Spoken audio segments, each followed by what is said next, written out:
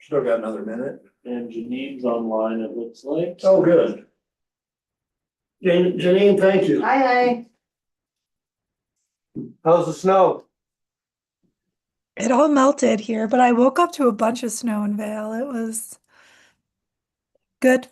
Need the moisture. Surprising, I'm sure.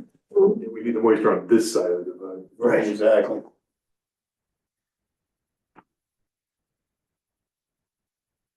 Hey, I would like to welcome everybody to the April 27th, 2026 work session for the city of Idaho Springs. We've got 4 items on our agenda. A little lighter than last time, so we're just going to start at 6. We will start out with the parking plan update.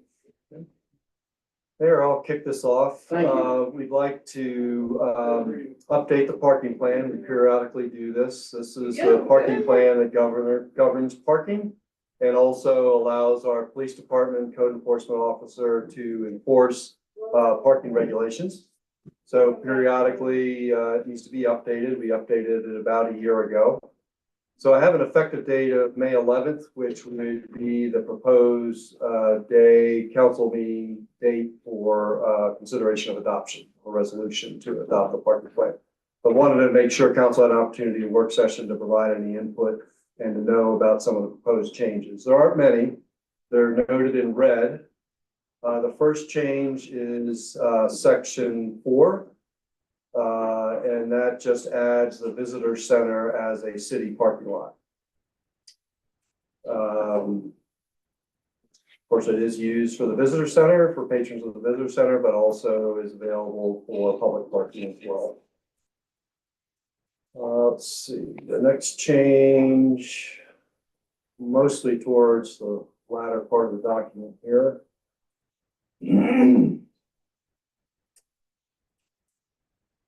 The next change is section 10, prohibited parking on certain streets. It's being proposed that there be no parking on the north side of Idaho Street between 12th and 13th Avenue. And as you know, that is what's commonly referred to as the Mustang parking lot area. And it's not uncommon to have 1 or 2, sometimes even 3 buses lined up going eastbound on Idaho. So it can get very narrow through there. So we're thinking that it would make sense to have no parking on the north side. There is one single family home that faces Idaho Street, but if they do have a driveway, but just with the apartments opening up and with more traffic going through there, the rec center's there, the new park, we believe it just makes sense to prohibit parking on the north side of that block. And there are only a few spots that would be available anyhow today. That's from the green building over, is that? Yes, the green building going over to 13th Avenue, the Shell station. Yep. Let's see here. The next section, section 12, this is just modifying the restrictions across the visitor center on Colorado Boulevard where there are larger spaces that are geared towards buses, tour buses, for rafting operations, pick up and drop off. Could be for bikes, could be for just users of the park, but not intended to be longer term parking. It's intended to be pick up and drop off. Right now, it is, I believe, signed as 1 hour parking for those oversized spots. And what we're proposing is to reduce that, to really encourage that they just be pick up and drop off those spots. The rafting operations get in there, drop off the rafts and move on. Same thing with the buses, they drop off or pick up and then move on, or anybody else picking up and dropping off. And so it would change those 3 oversized spots to 15-minute. And then the several other normal size spaces, parallel spaces to 15-minute as well. I think they're unsigned right now, those parallel spaces, regular size. Just think that's makes sense in that area. The next section with changes is 14, proposed changes, paid parking on certain streets. The first opening sentence there just clarifies that basically where it's marked paid parking, it's paid parking on those streets except for in front of residential property. So we do have some areas, particularly along Colorado Boulevard, where it's mostly commercial, but you do have some residences. And those would continue to be resident permit parking only in front of the residential properties, but everything else would be paid parking. And then it just clarifies a few other areas there. If I may. Yes. For those places like the ones in Colorado that I'm thinking of, do they generally have signs that say residential parking? They don't, but we'd like to get them up. Okay. We'd like to make sure that's clear, that we're protecting the residential parking in those areas. And then because of the construction where the apartments are around the rec center and the new park, we have some new parking area there by the park on the south side of the rec center, the south side of the street. Proposing that be added as paid parking there between the easternmost apartment building along the park there. Let's see, and just a few other clarifications there on paid parking.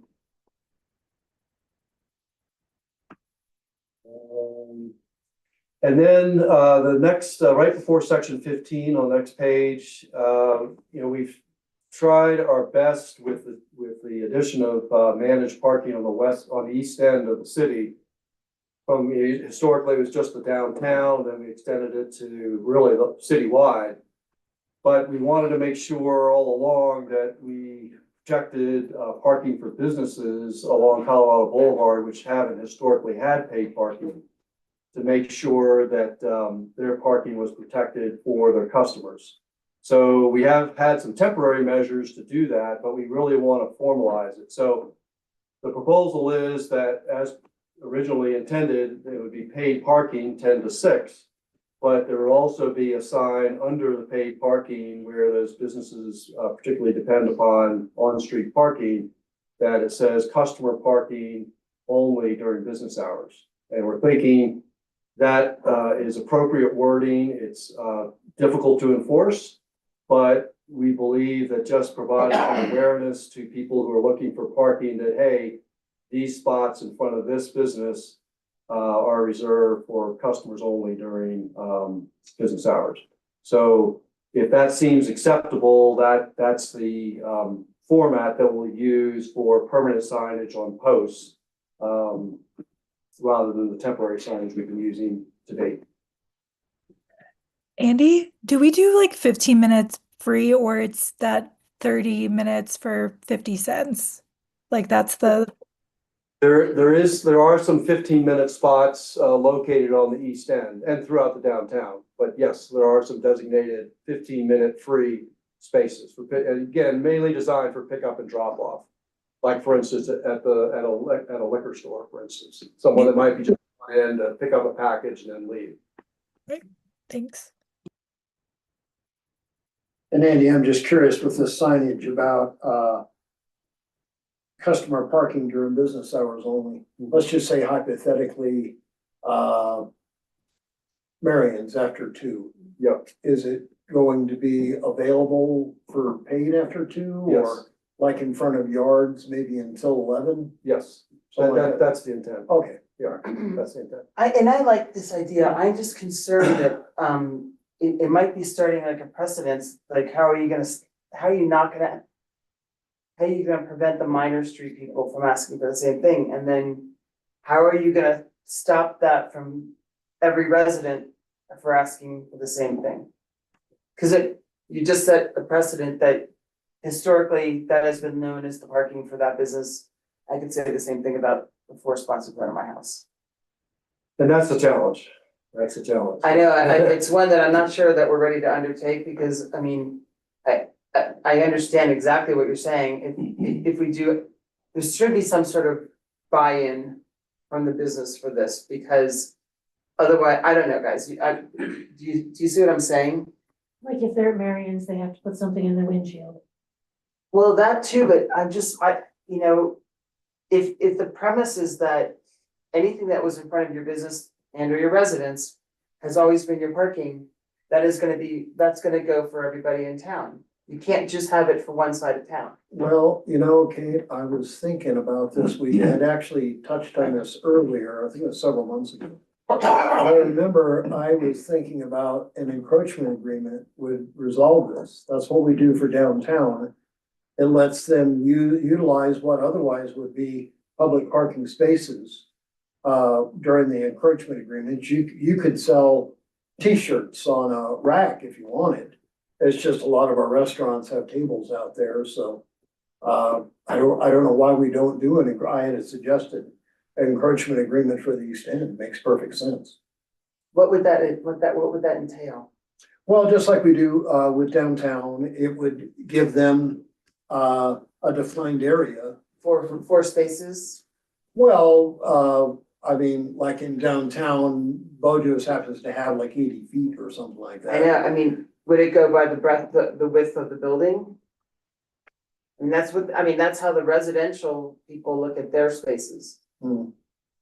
Well, that's a good point. I think that is what we've followed downtown. Right. Is in front of the building, yes. But, and not to muddy the waters, but just like, for example, we've made allowances if somebody wasn't going to use Josh at Main Street, for example, used to go into Analyze because they weren't gonna use theirs. Right, Well, although I know that's changed this year. right. So I still think it's cleaner with an encroachment agreement. I don't know why the businesses wouldn't sign off on that. Makes sense to me. But I guess my question is, therefore, same thing would apply to residents. So could you be guaranteed 2 parking spots in front of your house?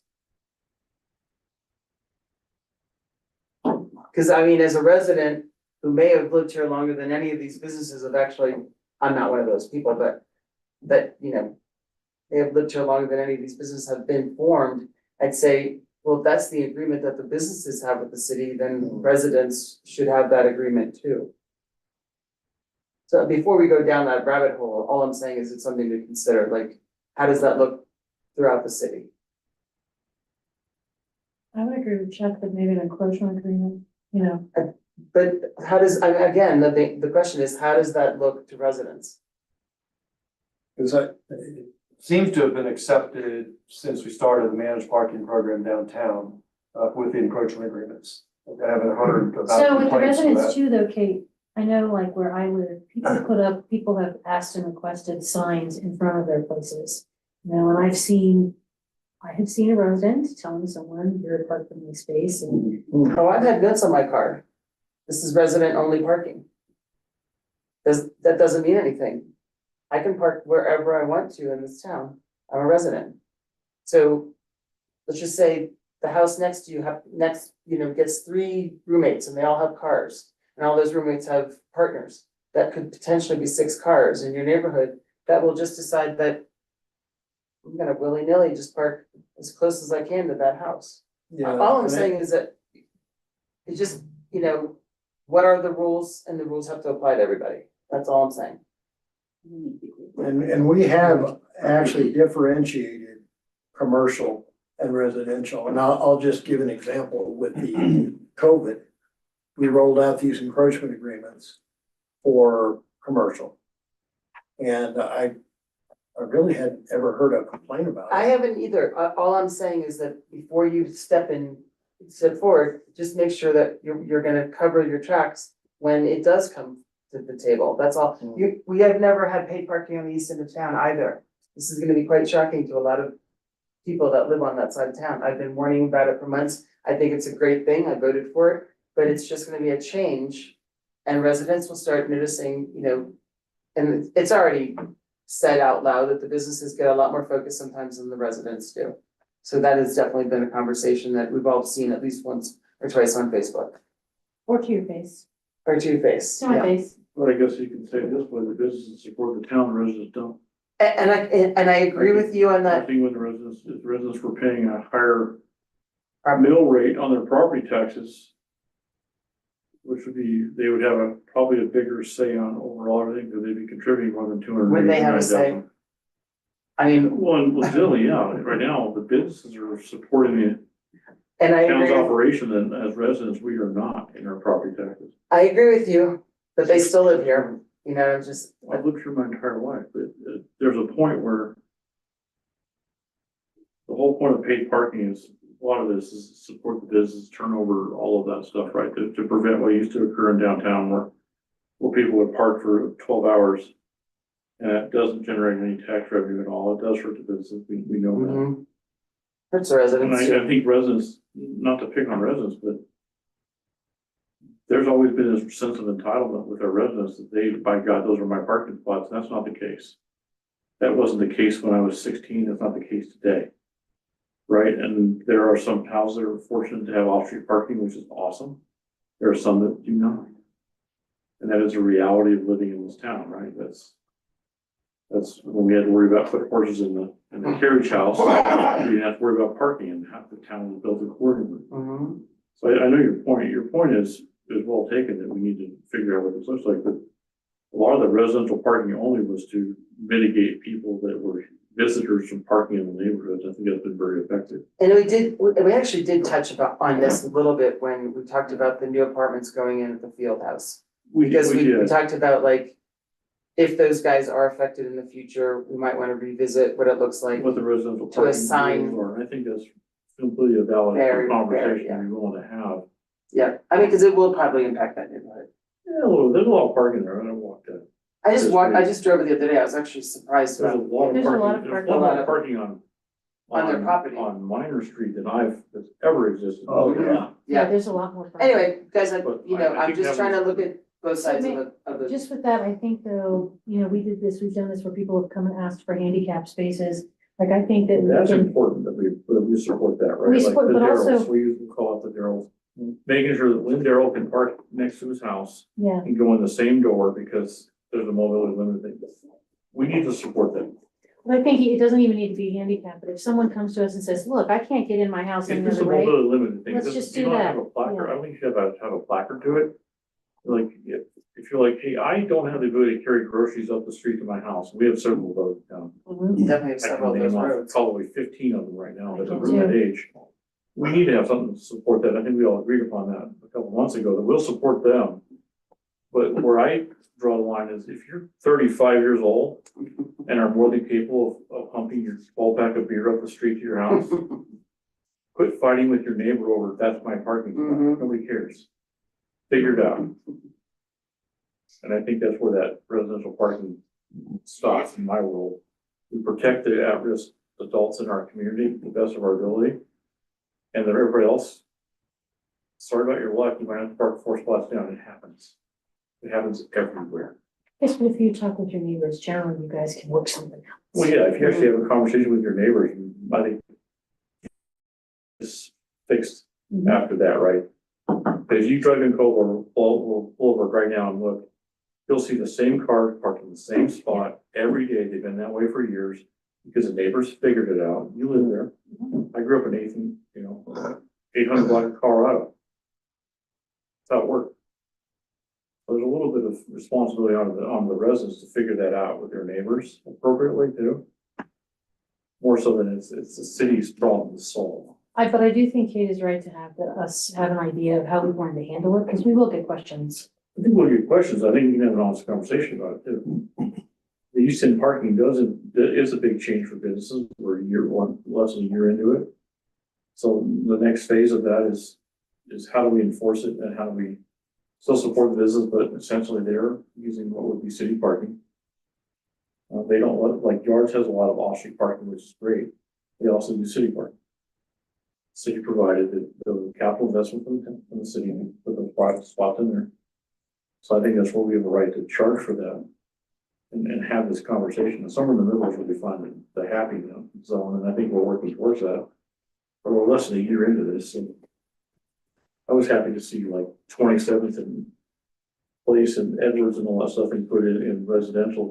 That's a huge issue, and Yeah. we can all attest to that. Those of us in the room know about it. So I think this is a work in progress, but I think having some honest conversations with people, they aren't gonna be the most fun conversations, but it's kind of the reality, and it's not new. It's been that way.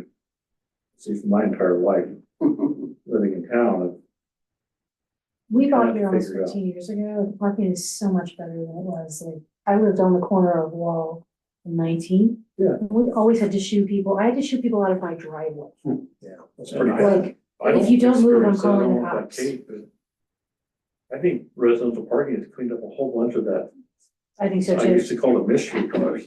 Who Yeah, is this? I agree. Friends? You didn't say neighborhood friends. I, That's I, cleaned up. I had neighbors' friends bring cars up from Denver to, keep them for months on our They street used to park down. because they below me chase along them the out fence. in Denver. Yes, I had the same thing. We call it new neighbors. We'll figure out who it is later. I don't see that anymore. No, that really did get cleaned up. But, sorry, Andy, were you on 15? I am, well, actually still, on 14, just as far as how we want to handle, awareness or regulating parking in front of businesses that don't have their own parking on the east end. Well, I think, I think Kate's right. We ought to be prepared to have those conversations when they come up. Yeah. May not be the best ones, but if it should arise. And this mirrors pretty much what we're doing now. We have signage down there, temporary signs, Yeah. portable signs that say Yeah, customer parking. business parking or Yeah, something right, like that. right. We've been struggling with what's the proper wording. Again, Yeah. it can't really be enforced. It's really an honor system. It's an awareness. Yeah. We could take a closer look, at, parking, encroachment areas. I think the challenge there would be then, as I think the way it would work, it'd be up to the businesses to enforce the parking in that area, I believe, Well, during their hours. during their Yeah, hours. So right. it'd be really up to, it'd be like Safeway having to, enforce parking in their lot.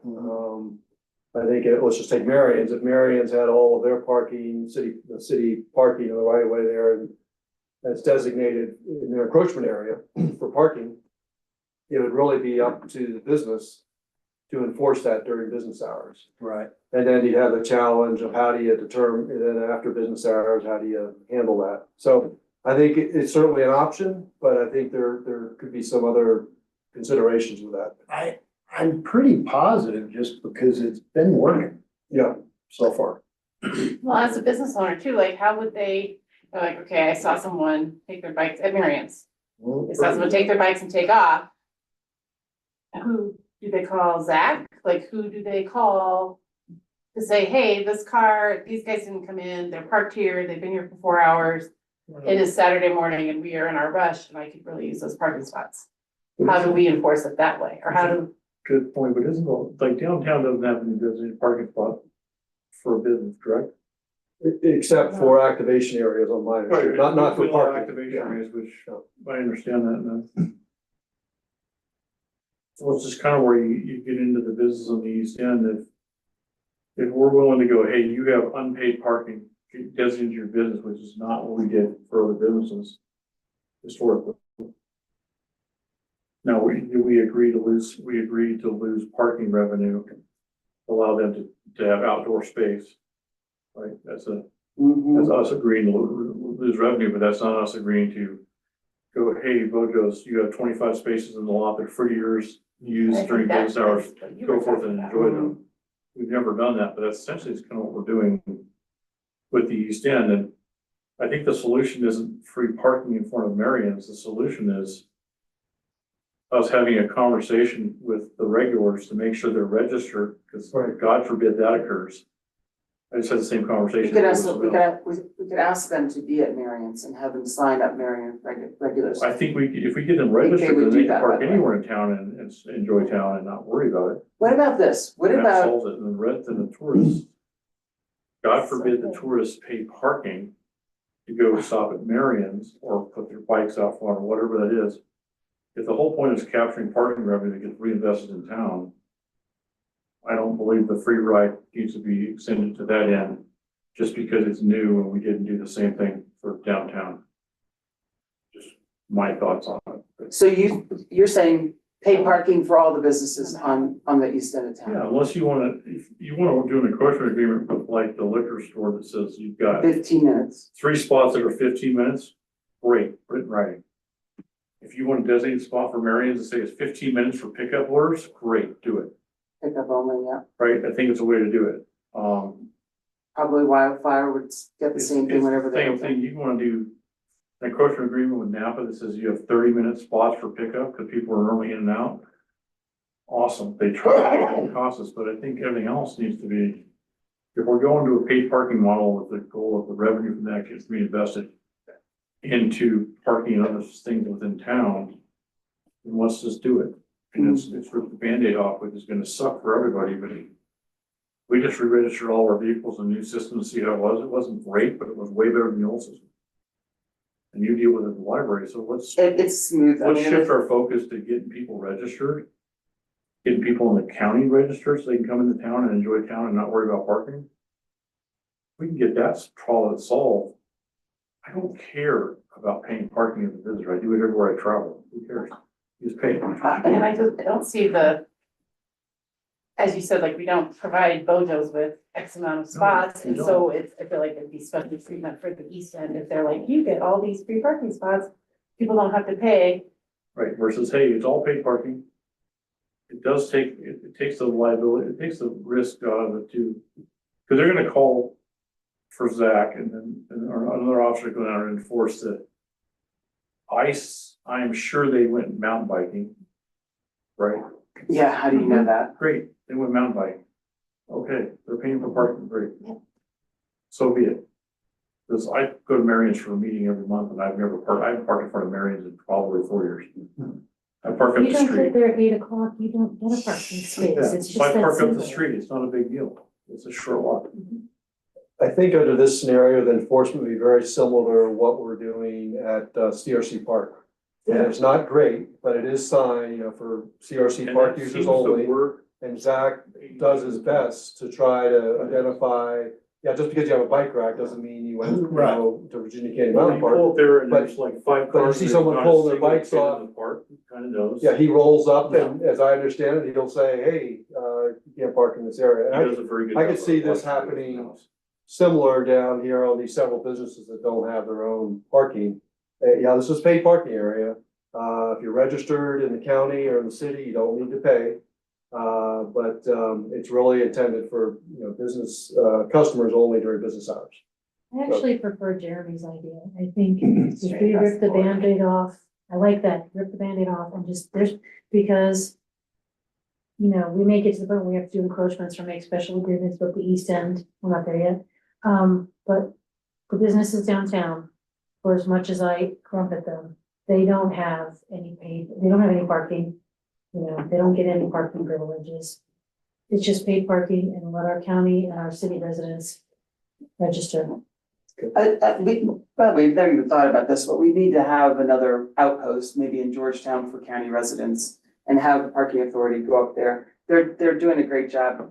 It's easy at the library. There's another library. Let's get somebody, elected to come downtown and sign up. Yeah, Because the more people we get signed up, the more people will come back to town and actually use businesses down. We can have this conversation with them. Yeah. And so why be registered? Well, it's 3 years ago, not today. I tried 3 years ago, it didn't work. It's a better system, try it again. Registered, you're good to go, you can come to town whenever you want. Park anywhere you wanna park, anywhere. right? You can do anything you wanna do. That's just- countywide, just right? register. Yeah. I'm trying to get people to do that. There is a little bit of, I don't wanna go down this road, but I did have a conversation at the library. Her husband totally got it. But the wife she just didn't get it. And I was like, you can park anywhere you want And how you right do it with your now. driver's license, it's even Even easier if you now. get a ticket, you just come to me and I will make sure it goes away. Right. And that you get registered on the spot. Like, I will do that for you. So Exactly. trust me, you are not going to get a ticket that will stand unless, I'm no longer working wherever, but whatever, but Right. So the thing with if we don't do business parking only on the East End, there's already signs down there that we've provided to folks that say that. So I just think that that's just, we've kind of already allowed it. So now we're gonna have to backtrack if we're not gonna allow it. So just saying that, I can imagine, I don't know who had those conversations, that might be difficult. But I agree, like a 15-minute spot, free spots in those places rather than customer parking only probably is a better idea long-term, but I just know those signs are already out there and down there. But they're not permanent.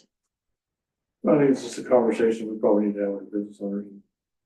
Yards would probably benefit from like 2 15-minute spots, because people stop, pick up food all the time. We do And they had pickup spots there for a while, that it. Like, I think that might be the solution, and then everything else is like, we're sorry, but it's paid parking, it's not new, it's newish. Mhm. And the residential parking, I think, is working on outside of those areas, so. It's just. Residential only, that's what it is. Like you said, the residents will figure it out, no one else can park there, it's done. Just so you know, I had to request, the guy that, owns the Gotti was asking for more like 20 or 30, just because they only allow so many people to come in the building. Oh, that's at right, one yeah. time.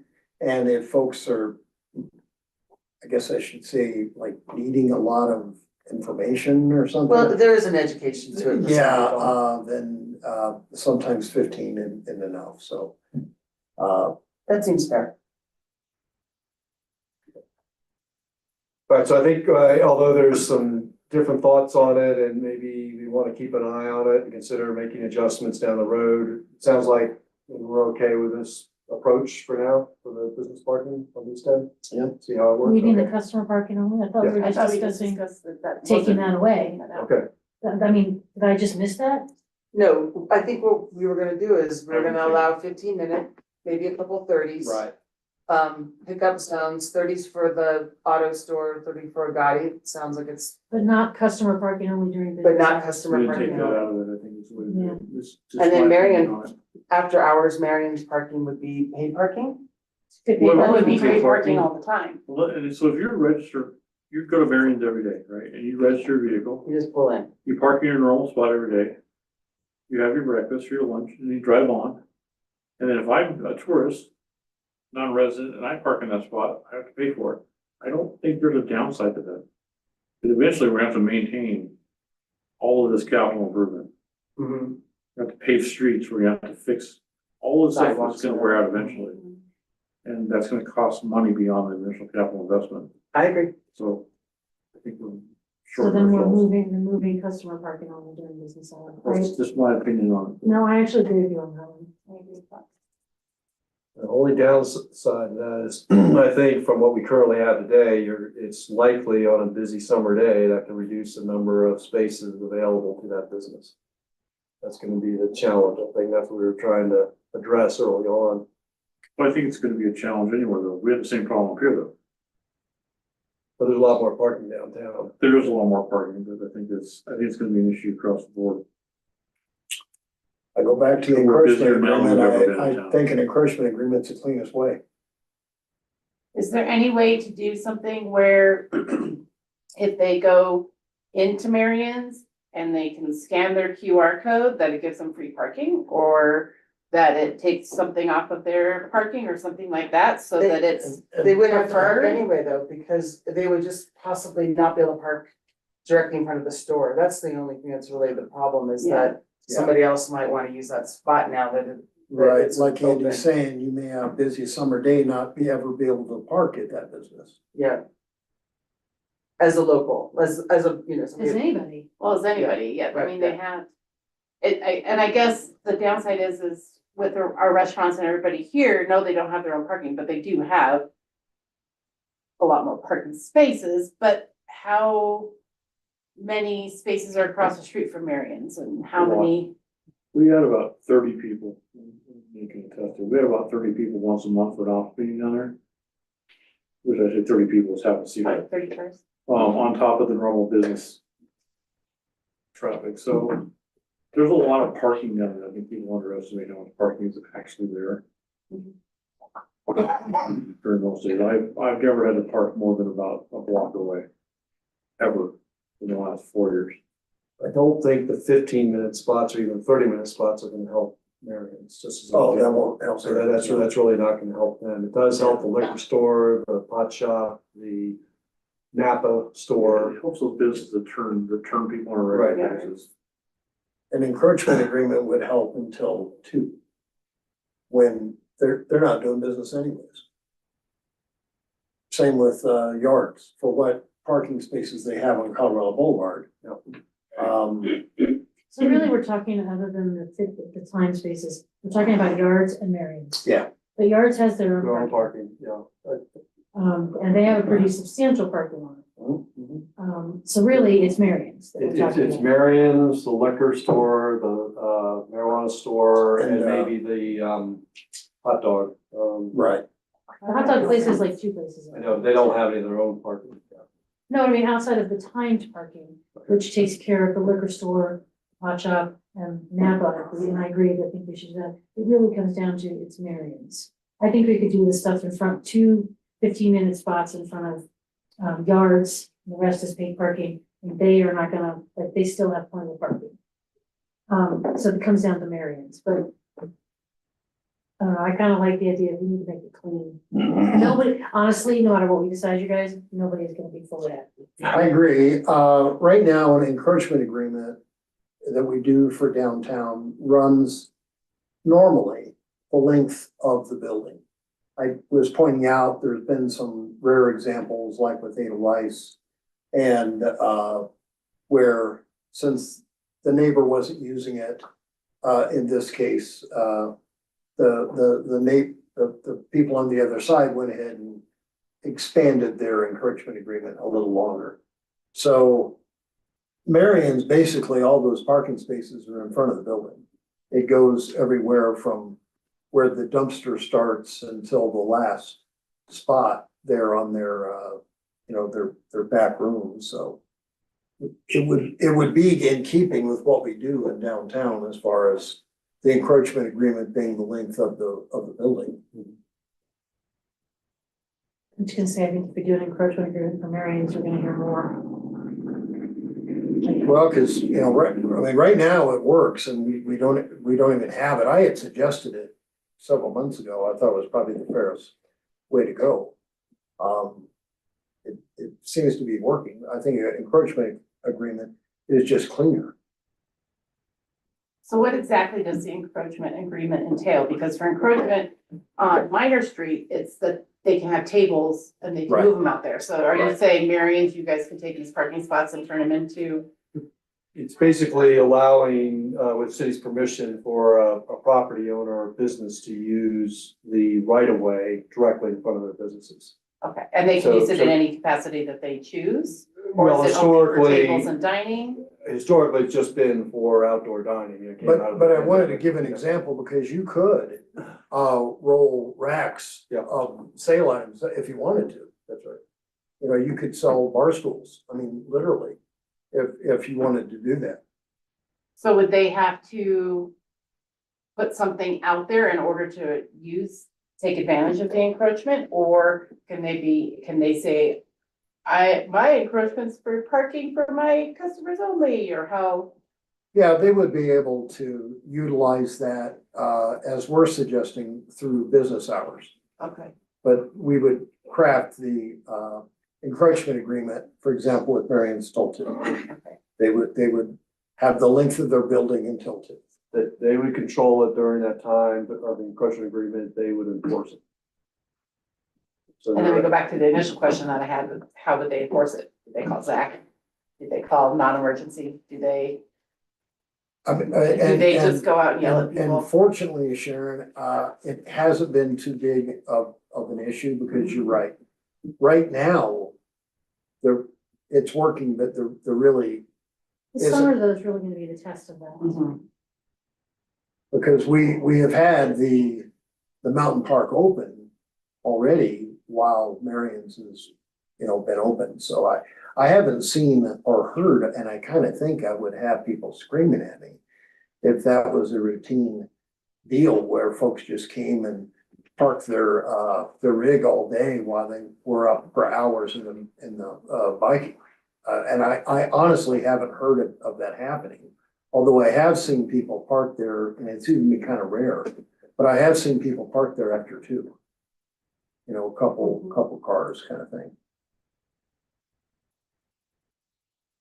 But Mayor, would you like us to bring this back to the next work session? Well, yeah, we For a can. little further Sure. discussion, maybe look a little further at the option of encroachment agreement? Sure. Just and see if we can get some consensus on it, Yeah, which way we want to go. well, and you know, the other thing too, it might be worth asking Marians, they may not be interested in signing an encouragement agreement. I don't know. Well, they're selling too. They are, It's on the market, so you're exactly Oh, right. God. it might be new. It's like Let's just make $1 million, it paid parking and call it a day. yeah, it's like $1.25 million Mhm. for Oh my sale. God, no. It's a good point, Lisa, because there's lots of things for sale. So whatever we do with Marianne's, we have to think, okay, other businesses pop up. They have to be offered the same thing. So I think one way or another, we're setting ourselves up for the future here. Well, and I do think that an encouragement agreement works with other businesses. And the overwhelming likelihood is that will continue as a restaurant. I doubt very seriously if somebody would buy that and turn that into something else. Yeah, I'm sure. Oh, I'm not buying it, don't be me. Well, we can bring it back, and like I said, we can have an opportunity to talk to, the business owner to see if they're even interested. Okay, we'll do that.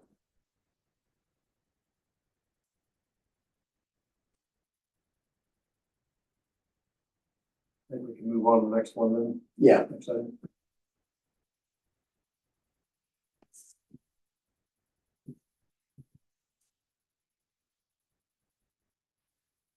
I was thinking we move on to the next, agenda item. yeah, absolutely. The, parking rates, just proposing that the Highway 103 lot be designated as $1 per hour. It's formalizing that.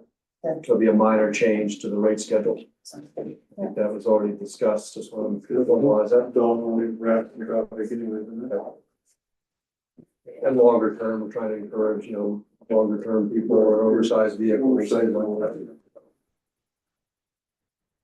Okay, that was quick. All right, third up is water restrictions. So this, was for phase one. And we modeled it, significantly after what Edgewater and Johnstown had done. But I want to go through this. First of all, we want to talk about the philosophy. The philosophy of this is that it's a phase one, it's intentionally designed as an awareness and education phase rather than a punitive phase. And the goal is to bring the community into the conversation early and encourage voluntary conservation. And this approach allows residents and businesses to adjust behavior before stricter measures are required, and hopefully helps mitigate the need for stricter requirements.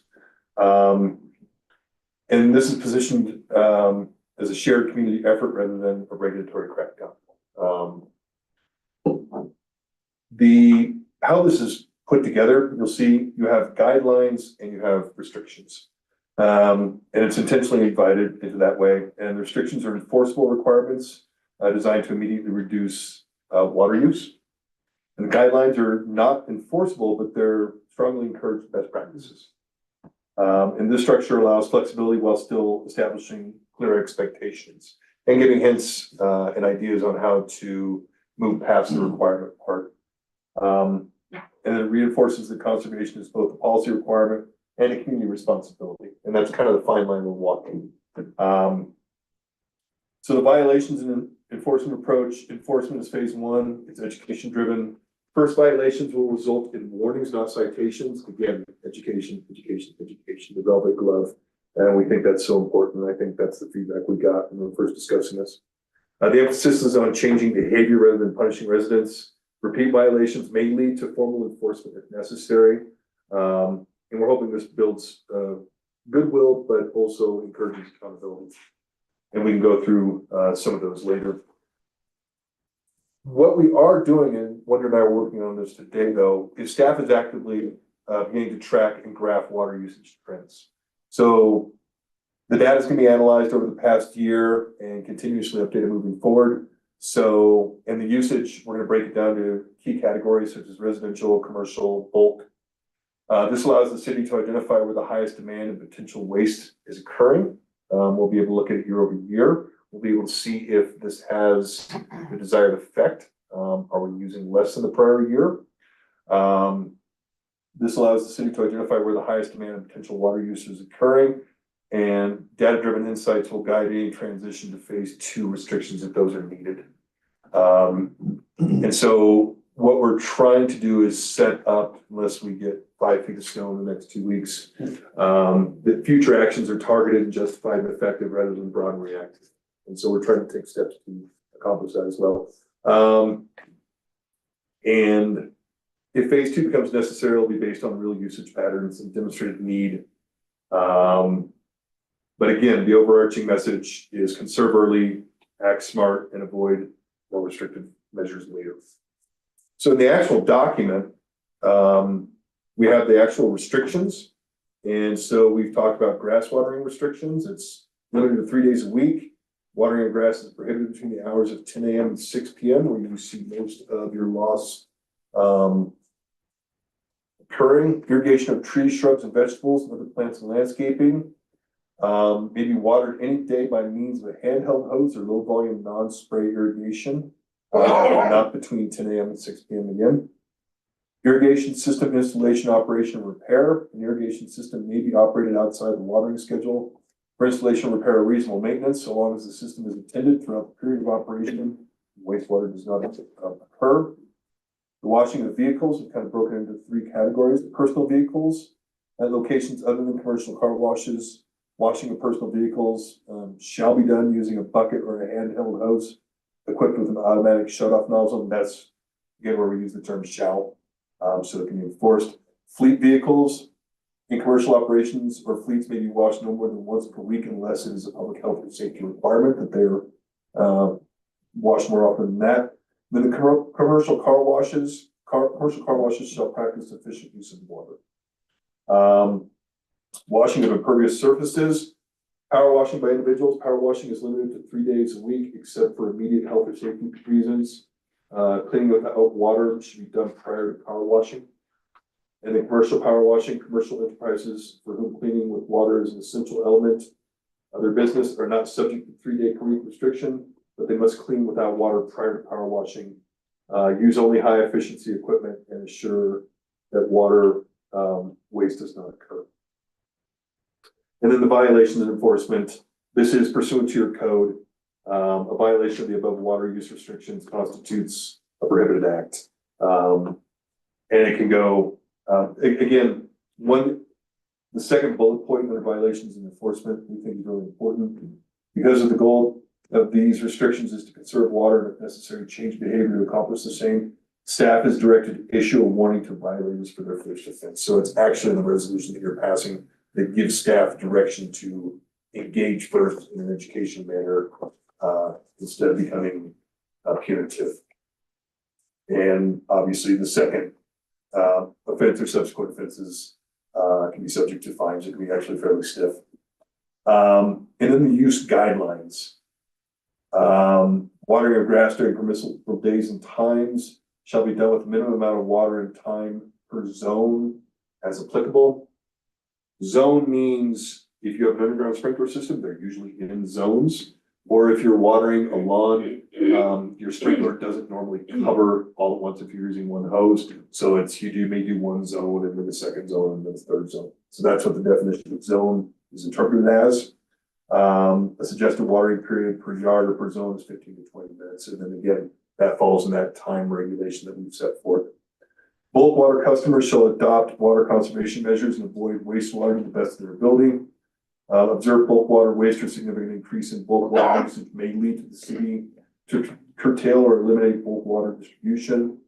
At the staff level, we think it's going to be important that we're actually going to go have a conversation with some of our bigger bulk water users and just say, we're all in this together. We understand that, for instance, Kramer with CDOT needs a lot of water, but we want them to be judicious in their use. But we had to find a way to walk that fine line of not stopping a very important project that we want to keep going, but we have to conserve it. The city will comply with the same water use restrictions imposed on customers to the maximum extent possible without subjecting the city's parks, fields, or trees or similar public landscape assets to irreversible loss or significant damage. Because we exponentially water so much more property and land than the average homeowner does, we those restrictions, we don't want to endanger public investments of land and trees and so forth.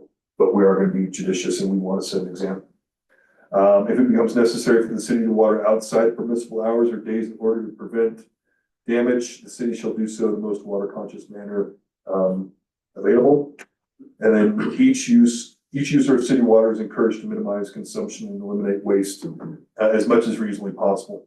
And we do understand that a lot of small efforts can contribute to one big effort. And the city water system is for the benefit of the entire community, and the entire community is needed to help safeguard and protect this resource.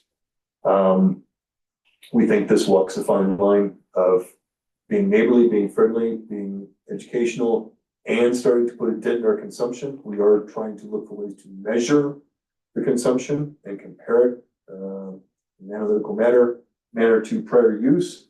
And it sets up internal data gathering to make pinpoint decisions if we need to, if we go to a phase 2.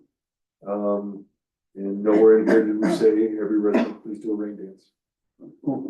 If this is something that you would like to approve, you can add it to your agenda this evening. If you'd like us to go back and make changes, we'd be happy to get to you as quick as we can. Kate? your No, thoughts? it sounds fine. I understand the soft approach. I think it's a good idea. All right, Jeremy? You good? Sharon? Yep. Okay, Lisa? When I lived in Aurora, the entire 15 years I lived there, we either watered Tuesday or Thursday and Saturday or Monday, Wednesday, Friday. Like, Yeah. we never, ever came off of watering restrictions, Mhm. you know, and we had an HOA that insisted that you keep a good lawn. So Mhm. I think instituting this is, I That's why mean, we're in this. it's not a renewable resource necessarily as we're seeing. I don't see anything wrong with this. In wonder? Yeah, just that draft resolution in the work session has a highlighted field for effective date. So just with the Oh, reading yeah. of that, if we do pass it tonight, just it can just put in. I'd say as soon as we can get the word out. May I suggest May 1st, maybe? That's Sure. this Friday. I think we can get it up on the website. Again, it's mainly educational, not punitive, so I Right. think there's no reason not to go ahead and get it effective. All right, that sounds good. That can be put in the motion language, that'd be appreciated. To touch on your point, we hemmed and hawed about, we do even number, odd number, what's your address, everything like that. We don't have the ability to enforce that. We also don't have a big enough population. Correct, and so that's why we chose this. route. No, I I think don't that's think fine. yeah. I actually think though, I will ask, can we please, from a staff standpoint, we put this in all the communication Yes. areas? Yes. Because communication is the biggest challenge that I find in dealing with our constituents. Now granted, some of that is on them, and I tell them that, but just, we have to get this out of, just not on our website, like, this is a huge change for people. We've had the discussion about doing actually direct mailing. And not, we issue your bill that comes on a card that big that we can put, 12 characters on for a message. So I think we're kind of concluding that doing a direct mailer to all addresses that are water bill customers is probably the best way to, it's a I good would investment of agree. our money. A pop-up when they go to pay their bill online, that Oh, says, that's a hey, good here, you go pay your bill, and then it pops up and says, here are new restrictions, and these are the times, this is what we need If you to if we can do. do that, that's a great idea. Yeah, All and right. without the resolution, it's just a 2-pager, which could be 1 page. Jeremy sent me a link for fire stuff, and that's sitting on our desks, and that's getting taken. So if you just send me a nice looking copy that I don't have to take out of here, whatever your finished look is, I'll print them at the library and make sure they So get out. I think we would probably do stuff in store windows as well. I think outlets like you to do handhelds Mhm. and then direct mail. Yep, cool. All right, Basket flyers and so, bars, like, just put it everywhere. Yeah. I'm serious. put this under Assistant City Administrator, to adopt. It's a resolution. I would add it, just add it to resolution there. if you would. Okay. And, Wanda, would you be able to give us a resolution number? Yeah, it's on there. Is it on there? It's Okay. number 9, Yeah. series 9, 2000. series We just need activation date. Thank you. Okay, thank you.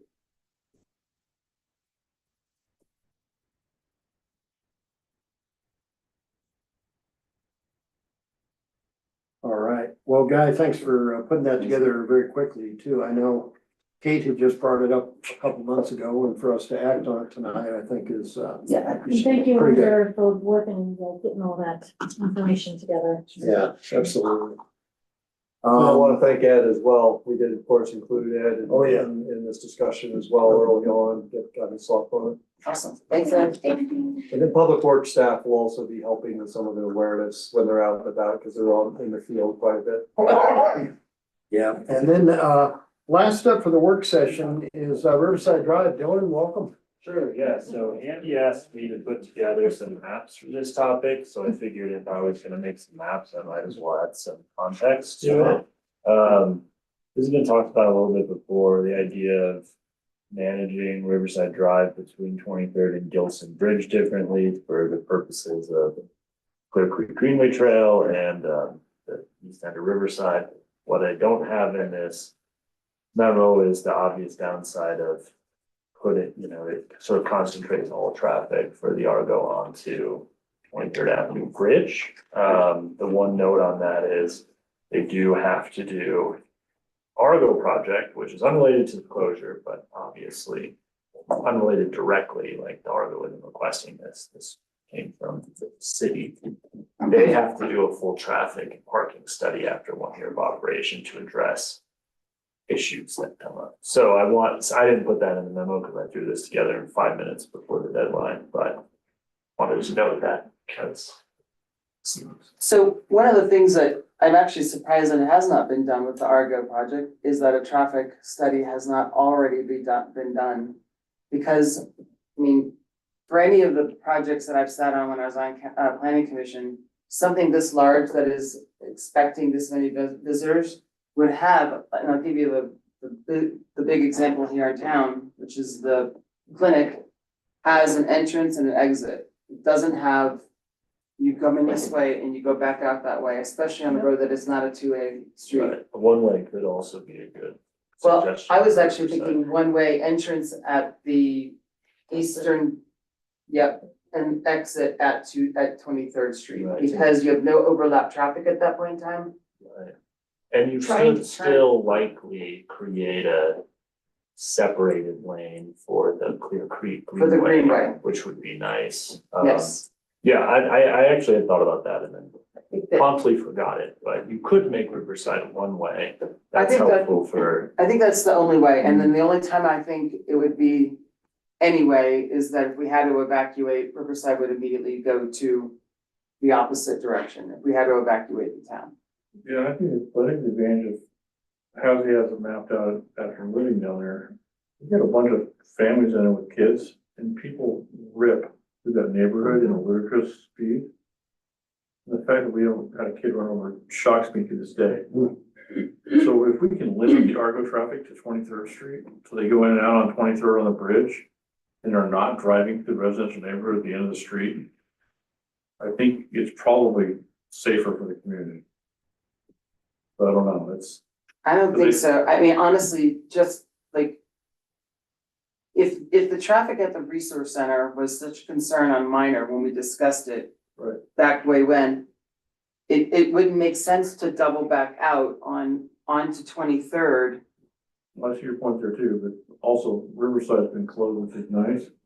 It's like a NASCAR track. And I agree, but we could put things in the road, we could put those gentle rises in the road to keep it from being.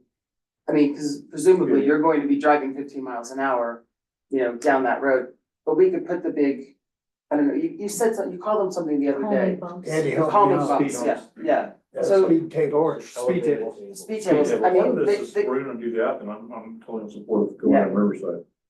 I just know living in that neighborhood, I know, it's a nightmare. Now it's been closed, it's great, good for the yeah, Yeah. I talked to 5 or 6 residents of the east end of Riverside, like near Gilson, and they're like, this is great I'm for sure. us, which obviously makes sense, because now it's just their Well, local traffic. and then on that note, so what you're doing is you're saying, okay, that neighborhood is, and then we're gonna put the humongous burden on this corner over here.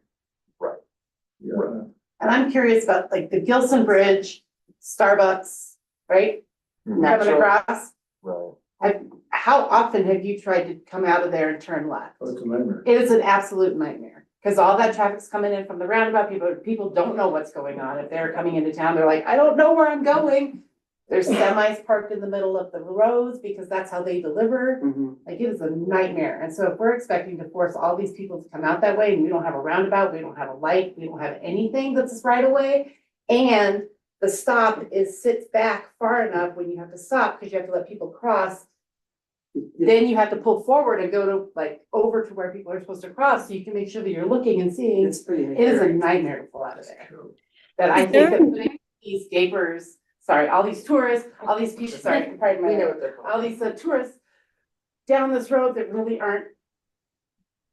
They're here for their own purposes. They don't necessarily care about our neighborhoods and everything, that they don't know where they're going. I think putting them there is not the right way. Well, and the goal would be not to, if we did this closure, tourists could not go on the Gilson side.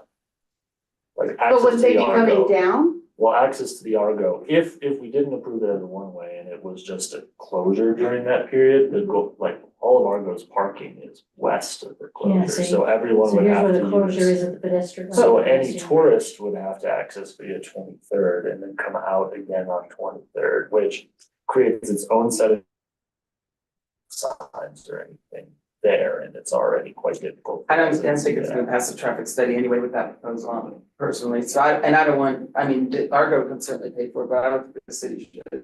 Right, well, I mean, after 1 year of operation, they have to do it, and the goal in, I wasn't here for this, but part of the discussion is to turn lane there so that it doesn't impact. Right. Turning lane where? At 23rd, like they have, the Argo would pay to At their widen expense. that. Like 23rd and Riverside or 23rd to Bridge? 23rd in Colorado. So that- they're gonna, where are they gonna get that third lane? That sounds like it's city property. Well, that's not something I can answer because I wasn't here when that was all. Well, I'm just but- saying, it sounds like they would be utilizing city property to make another road so that their exit from Argo would be appropriate. So that would be the city giving the Argo free Sure, something. for right, free. yeah. Everything nothing for free. And that was definitely contemplated when it got approved, so. Is there a reason we're looking at this now, like before the traffic study is done? Like, I understand like wanting to mitigate any impacts, but like, it seems like there's gonna be impacts either way, like where it's like we might need to make a change, but it's like we don't know. I mean, like we know, but we don't know. I think the reason it's coming up now is because Riverside has been closed for the last year, and so before it opens, we wanted to have this discussion to see if that wanted to continue with that, so that you're not going back and forth, but it Out sounds of like. curiosity, who owns Riverside? We did. Okay, then I want it open. And I'll just lay that on the table for you, so we don't have to discuss, I don't have to As say anything else. a two-way with shared As a, road. as a one-way, and whichever way you think is better, but as a one-way, city owns the property, I am not yielding any more city property to a private adventures, that's whatever that is called. So that's how I feel about it.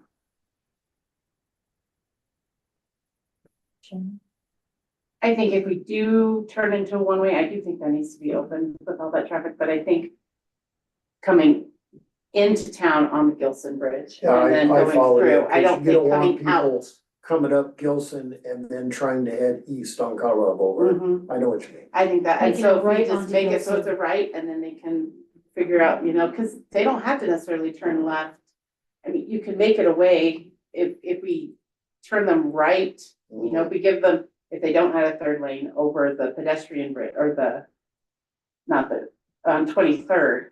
And then that will also be like, oh, look, there's downtown, because we're gonna have all of the different signage and everything that's trying to get people to go that way. And I think if we get them down at the Gilson Bridge, then they can just be like, boop, boop, and out of town. And so if we try to direct them more towards the west side, then they can get a little bit more usage of town. Yeah, and more Lisa, vacation. your thoughts?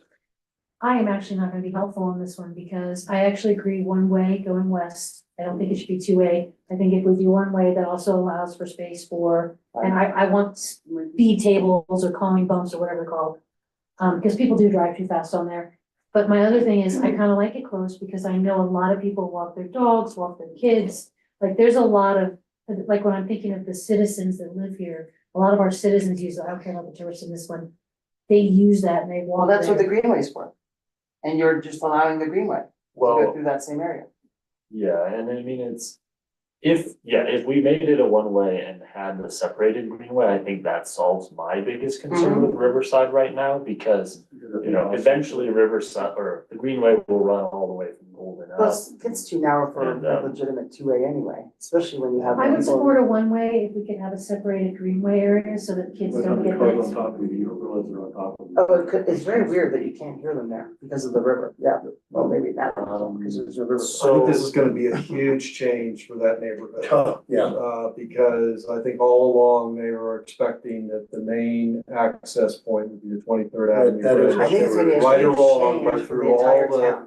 Through all the development review process and all of the approvals, it was never intended that traffic for the Argo would go through a residential neighborhood. But it on will the go through a side, residential neighborhood no matter what. Not in front of anyone's home. Well, So tell the if- guy on the corner that it's gonna pass by his house every single day. I think, It's just gonna be a big change. I think the residents, I know we've gotten positive feedback about the road being closed I would have, over the I would last be giving you year. positive feedback if my road was closed too. for. I mean, my point is that when the Argo project was done, somebody in this room approved it and let it be pushed forward, knowing full well that neighborhoods were gonna be impacted. So I'm not gonna say, hey, your neighborhood shouldn't be impacted, but it's totally okay for this one to be 100% impacted.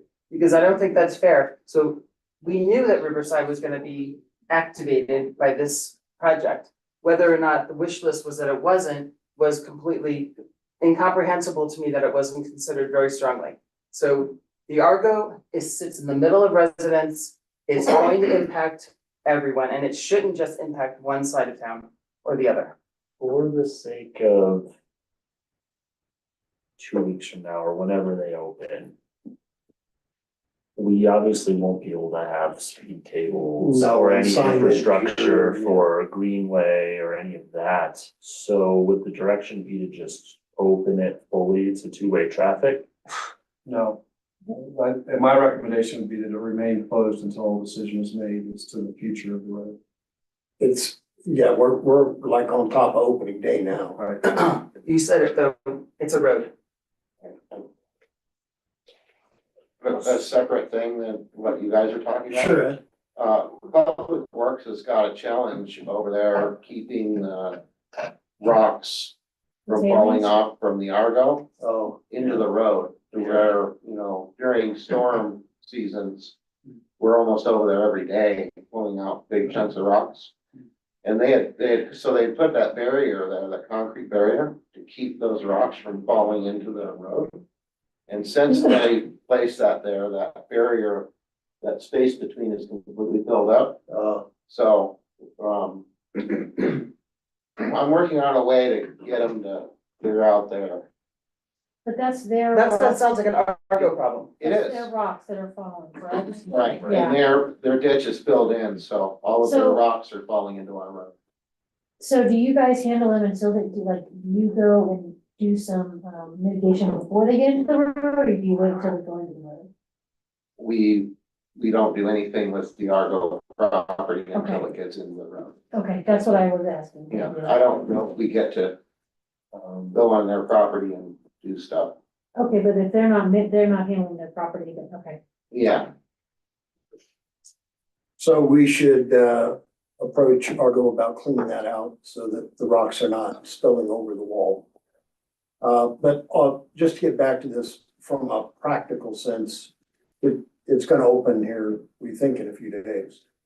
There's no way we're gonna have signage and speed tables and stuff, in time for that. You're awfully quiet over there. I'd like to suggest we bring this item back to our next meeting, next work session. Yeah. And we'll have some of the options for council, so Right. we'll look at. And Jeremy, sorry, I wanted to get your thoughts. No, I think Riverside being one way makes sense. Because it would allow us to have a protected blocking purpose, I would love to see it be one way going to the west. And one way stop, basically when you hit the terminal, Good idea. hit the lift, And it's two-way traffic in and out for 23rd, so we split that traffic, so not everybody's coming in that way, but it's an option. Because those that are walk Riverside, it's kind of a spooky place and Right, so instead of closing it at that point, you make that stretch from terminal to basically and having Gilson. people come through the neighborhood like Gilson and then hitting a stop sign and then turning prevents them from accelerating to full with speed before they run over a child who's playing there. And, Furious because people drive 50 miles an hour through there, but and for Gilson Bridge, that would still be two-way? yeah, that's the state two-way It has because to, of the yeah. neighborhood. Yeah, you wouldn't make the neighborhood drive all the way up. to But one way going west Basically to the from terminal to me makes terminal to sense. bridge. So we could put a decent walking space down there that be worth dodging cars. Right. Jeremy, can I make a suggestion on that? Yeah. If we're gonna have a designated greenway path, one way going westbound, Yep. I'd like to suggest that that designated path go all the way to that west pedestrian bridge. So that one way just continue all the way to that way you have a protected walkway. Yeah, but I think that blocks out their parking, doesn't it?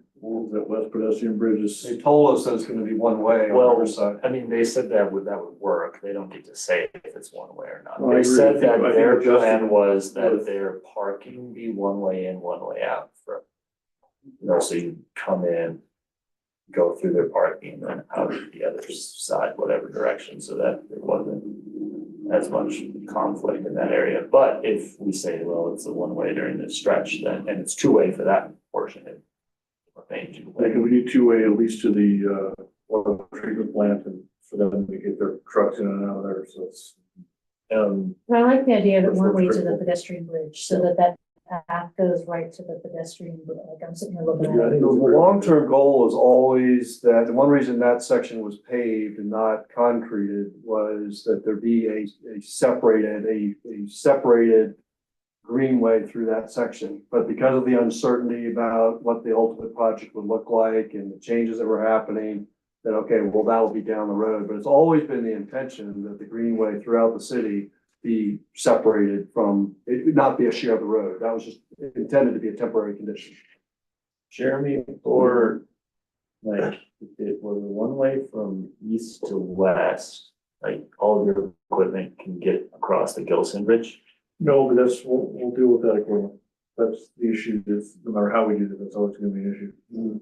On any street, really. No, this is the Gilson Bridge. Restriction. Can you get on Upper Wall? Well, we've gotten that confirmed, right? Ed?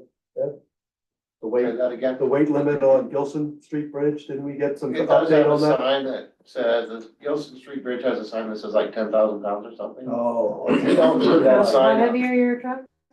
It's good. Okay, It so means minimum standard. Ed's got some updated information from CDOT after that bridge got inspected, and it's got a higher weight limit than that. Well, We can talk to you I about won't tell you, that. we haven't gone across a bridge in recent weeks. They made a decision because of the Argo obstructions a nightmare. But yeah, as long as you have a workaround, like I said, Riverside being one way makes sense. I agree with not closing it completely, because I think people do use it. Having a separate bike, separation between traffic and where you walk would be great, because they sneak up on you, the creek does just. Oh, no. It's here until they're like on you. We've hiked many times down there. Yeah. We used to walk it all the time until the construction started years ago. We just don't do it anymore. Yeah. We have to wait for it to finish, but I think that makes sense. And then it prevents people from driving there and trying to turn at Starbucks. Also a nightmare after living in that end of town. Not the best. But I think we can come up with a piece of solution that works good for town. And if it works for them, great. If it doesn't, that's fine. But the end result is, Well, they can speed it up and get a traffic study at any time, and that would determine, I mean, I'm not a traffic expert, I've just been on a few projects where you know, how many cars, day rate averages and stuff between. things like that, yeah. Because you watch construction traffic like I have, and it's been kind of entertaining. Yeah. It's also entertaining getting out of 23rd and trying to make a left. And I'm thinking, if I'm in line with 10 other cars and that's being very, very low, Oh, yeah. it's gonna be next to impossible, even though we could put a four-way stop at that corner.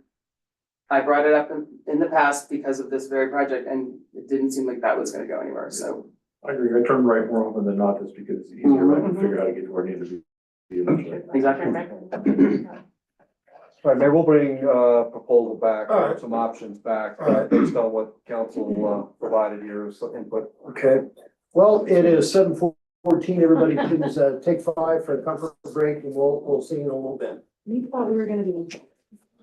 This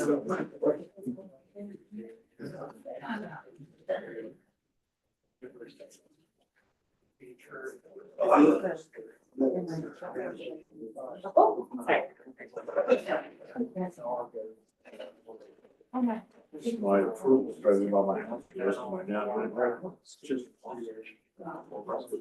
Wave.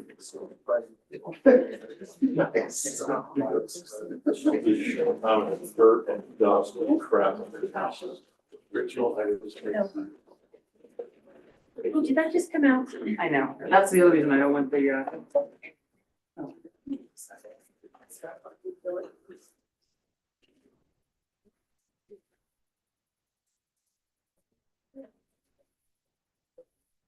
Suction. Hey, friends, I have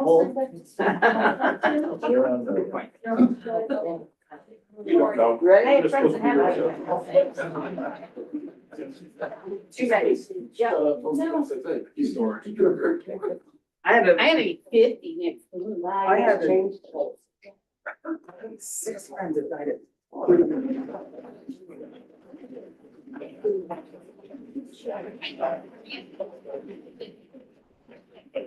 You want your bottles on order? I know. Looking good, girl. Oh, you look like you're getting along pretty good. Well, I see one out on the Sunday after you had that. I'm just gonna squeeze it right Oh, okay. I should say yes. Must have been Sunday, I don't know.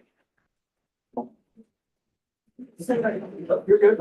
I saw it jump out at you. A few adjustments here. Oh, no, I just have to have everything together before I go back. Got tight space. We do. We have to plan. Oh, okay. Thank you. Thanks, Jeremy. Oh, Yeah.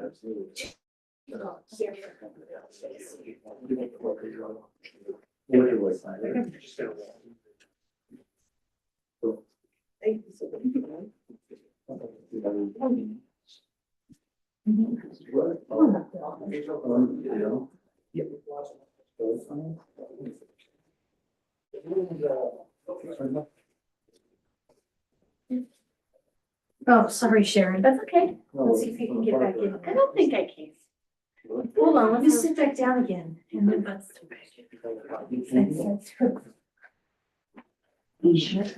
I'll figure out, there it is. Hold on. Sorry. No, that's okay. My mom, if I go back in. You're very festive today. Thank you. How much anger do I? It is a lot. Something wasn't a lot. We hid in my house today.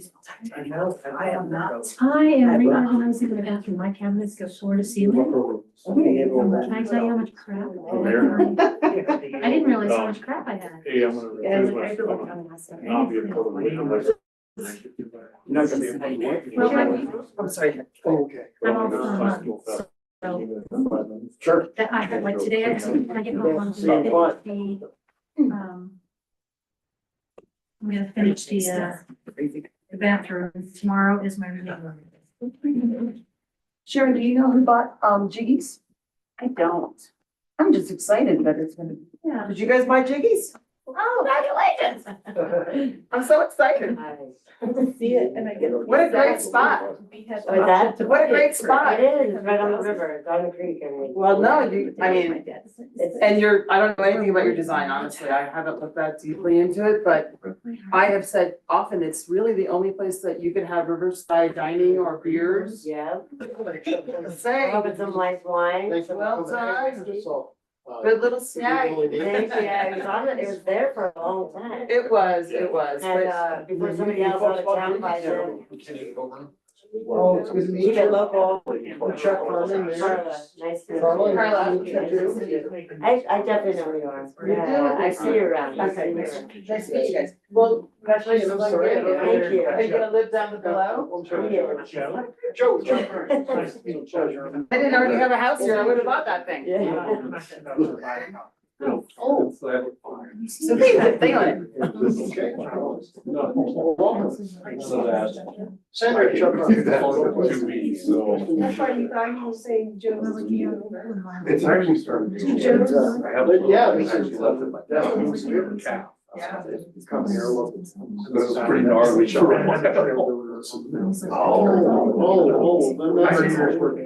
Well, that's great. I've been really impressed with what you do. And that's where we live. Yeah, I know. It's cold up It is here. not pleasant. Oh, there's 150. So I couldn't find these. Well, we're very. I know, but I couldn't find them. You have to dig around because they're not, it's like they're discontinuing them or something.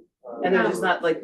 There's not as many. I really like them. Like I like their brand. I love this. I love it so I much. like Waterloo too. I had Waterloo. I love too. Waterloo. Ruby Red Grape. Yeah, but it's like only 8 of them. Best place for it, Target. Costco. Thank you, thank you. Costco, oh, Costco has the mixture pack for $10 for 24. They do. Oh, we're gonna have to go. I mean, they do lemon lime, which I don't care for, but it's They worth have a it. peach, they have a blackberry lemonade. Yeah, that's a really good soda water. Yeah. Their blackberry lemonade is the best one. I am the Costco. Sorry, Jeremy just needed another minute. I go to Costco's on every evening. Go to the business center. And you don't have to have a business So license, Mayor, go to the business. Where did it Will say? you just have to amend Give it the to- agenda for the resolution too? I am. Okay.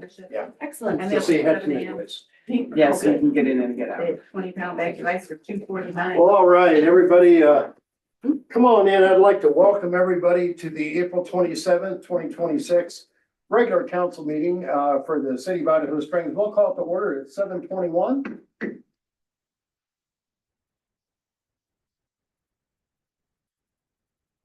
And I'd like to start off with roll call, please. Sharon Bassis. Here. Kate Collier. Here. Janine Mariano. Here. Manifold. Here. Jim Clark. Mayor Pro Tem Jeremy Jones. Mayor Chuck Harmon. Here.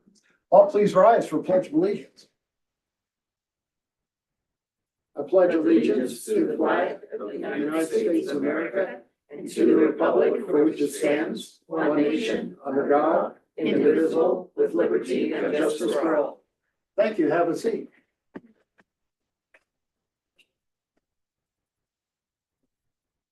We have an agenda before us tonight.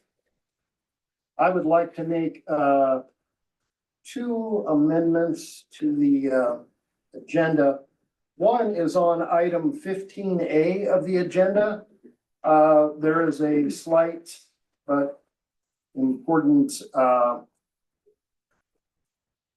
date that we're going to change on there. It right now says series 2006.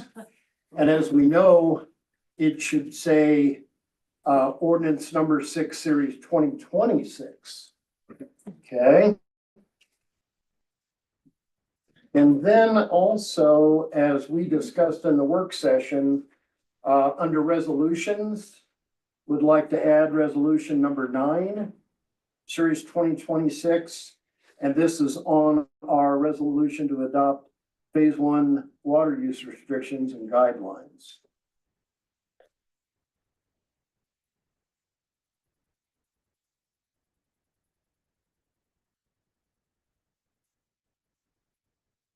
And with that motion, do I have a second? Second from Jeremy. Any discussion of the agenda? Hearing none, all those in favor, please raise your right hand and signify by saying aye. Aye. Any opposed? And, all right, does anyone tonight feel they have a conflict of interest? Hearing none, I'll move on to approval of the minutes. Do I have a motion? I'll motion to approve the minutes from April 13th, 2026. Thank you, Sharon. Do I have a second? I'll second. Second from Lisa. Any discussion of the minutes? Hearing none, all those in favor, please raise your right hand and signify by saying aye. Aye. Aye. Any opposed? we have bills before us tonight. Do I have a motion? Make a motion to approve the bills for April 27th, 2026. Thank you, Jeremy. And do I have a second? Second. Second from Kate. Any discussion of the bills? Hearing none, roll call, please. Lisa Manifold, Yes. Kate Collier. Yes. Sharon Bassist. Yes. Janine Mariani, Yes. Mayor Pro Tem Jeremy Jones. Yes. Mayor Chuck Harmon. Yes. I'd like to open up public comment. And Dylan, can you tell me, do we have anybody online? Nobody online. All right, I only saw one signature. Bonnie had signed up. Bonnie, please come on up and welcome. It's good to see you. Thank you. Hi, Bonnie. Can you please state your name and address for the record? How much address do you want? Whatever you're willing to provide. Bonnie Reimer, I live at 222 10th Avenue in Idaho Springs, Colorado. Thank you. 2 weeks ago, I was on vacation in Florida and my sister got notification on her ring phone. She lives at 220 10th Avenue. That somebody was at the door. Apparently, the city Department of Public Works or whatever was attempting to have vehicles moved to put in curbs and gutters on the west side of 10th Avenue. I live on the east side of 10th Avenue. This resulted in a rather big issue for me. I have a new car that was parked in front of my house. My granddaughter has her vehicle parked across the street. She is in school in Denver, and the van had a flat tire and it needed to be moved. So they were going to tow it with a flat tire.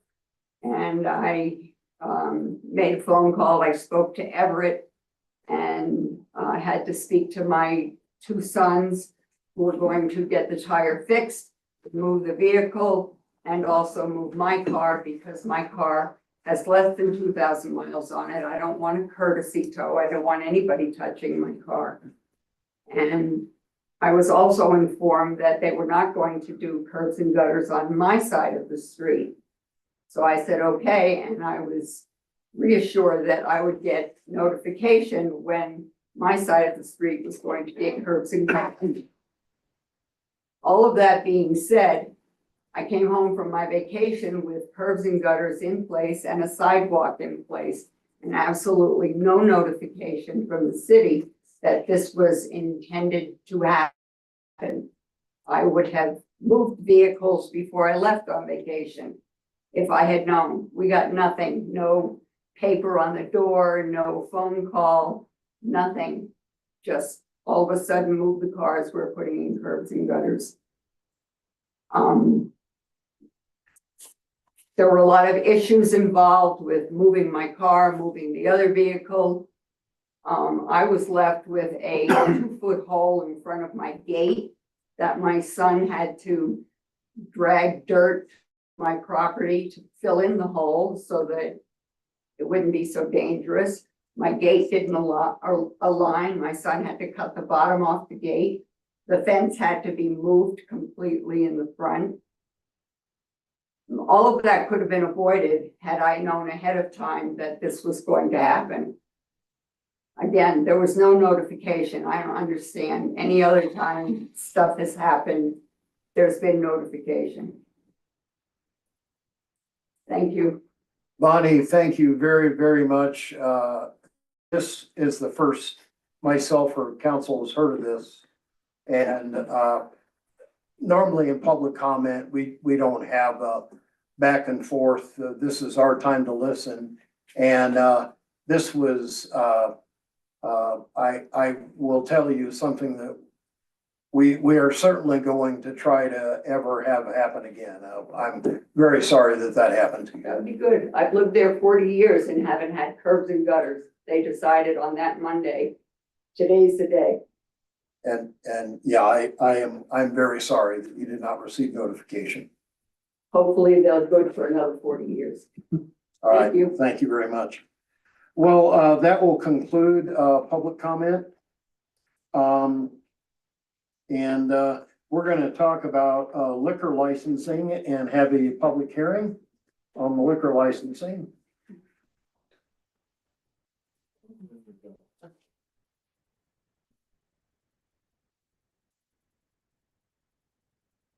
This will be a hearing, for 11A. And, agenda item 11A. Jeremy Jones has stepped out as was already prearranged prior to this. This will be a public hearing on an application for a new hotel and restaurant liquor license for the Miners Den LLC, doing business as Miners Den located at 1743 Miner Street, Idaho Springs. And forgive me for the repetitive nature of this, but I am required to read the spiel. The next agenda item is a public hearing on a new liquor license application. The city council serves as the city's liquor licensing authority. Before the hearing begins, I will describe how the hearing will be conducted. This is a hearing, but the strict rules of evidence do not apply. Any evidence that is relevant can be considered by this authority. As mayor, I may limit testimony or evidence that is irrelevant or repetitive. The order of the hearing will be as follows. Number one, we'll hear the reports and findings of city staff, and deputy city clerk will provide this information. The applicant has the opportunity to present evidence or testimony if they wish. Any other party in interest may present evidence and testimony. By law, these parties include an adult resident of the city, an owner or business manager of a business located in the city, a representative of a school located within 500 feet of the premises, and a representative of an organized neighborhood group within the city.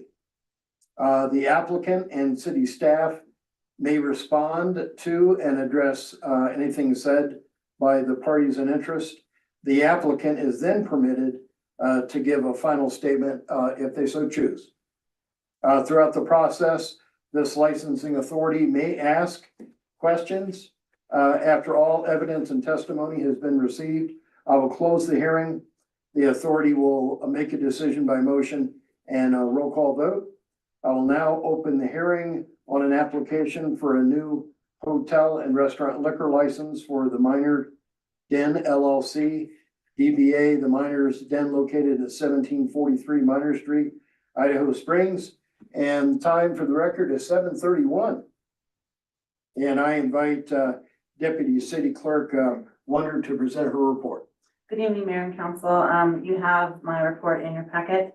I'll just focus on the highlights. The application was published in the Clear Creek Current on April 16th.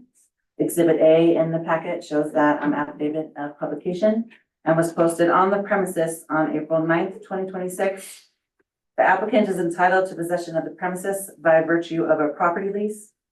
The zoning of the premises is HD Historic District, which permits the sale of alcoholic beverages.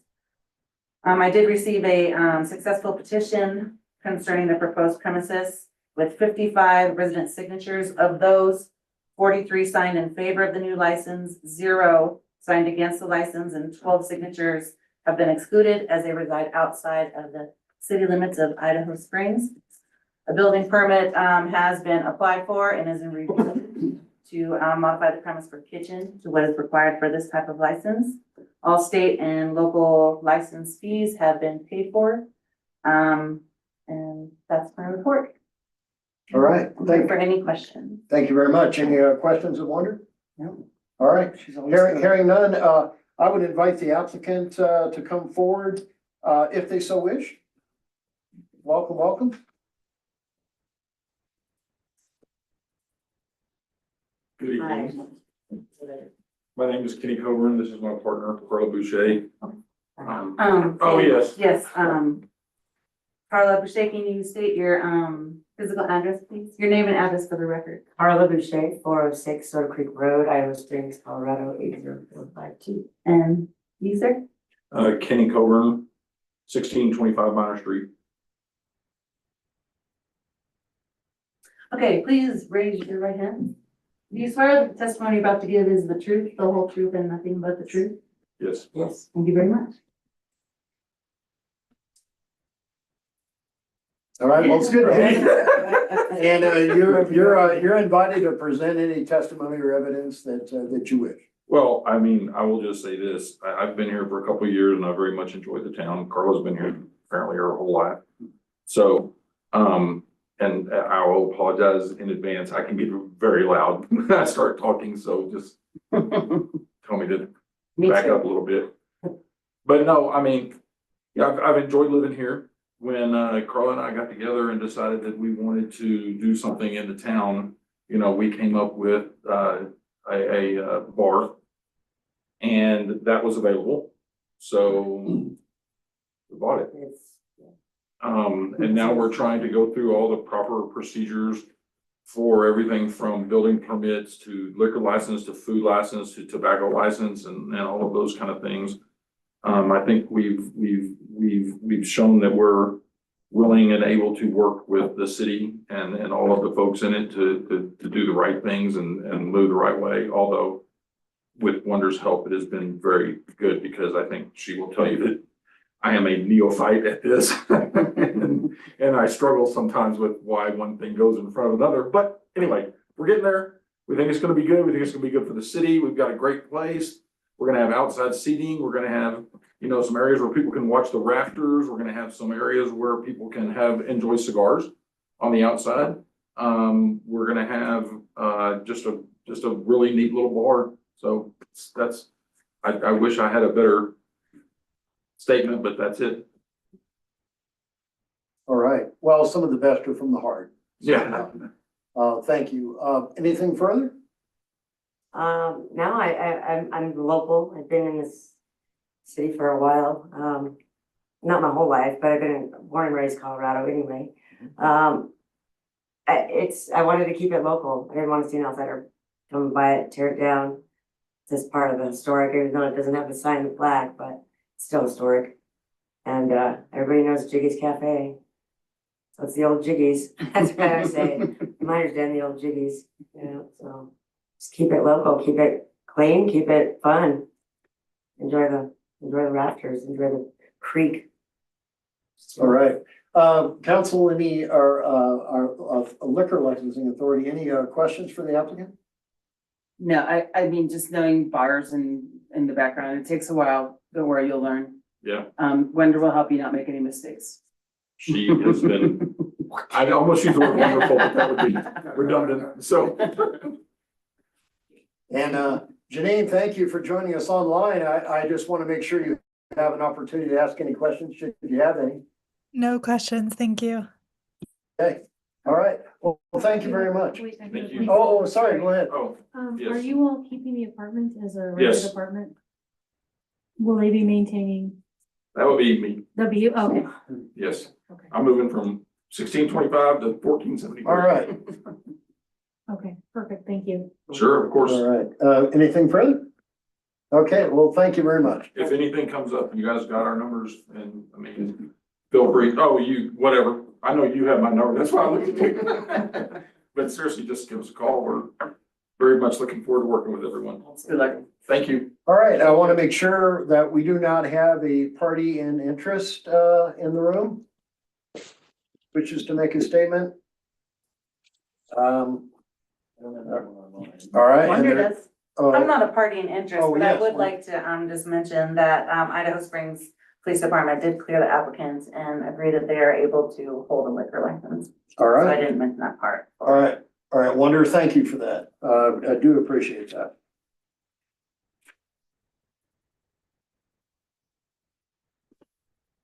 All right, I would ask, before I close the hearing, does anybody have anything further? Either side, staff? All right, hearing none, there's no other evidence, not hearing any more evidence, to be brought before the authority on this matter. I now close the public hearing at 7:38. And, liquor licensing authority, you may begin your deliberations. Is there anything that you'd like to discuss? before we take a vote? Okay. Hearing none, roll call, please. Are we make a motion? Oh, I'm sorry. Yeah, yes. I would move, that we approve a liquor licensing, authority, for, this new application for a new hotel and restaurant liquor license for the Miners Den LLC, doing business as Miners Den, located at 1743 Miner Street, Idaho Springs. And do I have a second? I'll second. Second from Lisa. And any discussion? Hearing none, roll call, please. Sharon Bassist. Yes. Kate Collier. Yes. Janine Mariani. Yes. Sample. Yes. Mayor Chuck Harmon. Yes. All right, congrats. Look forward to, opening day. Yes. And you know, we're wishing you the best. Thank you very much.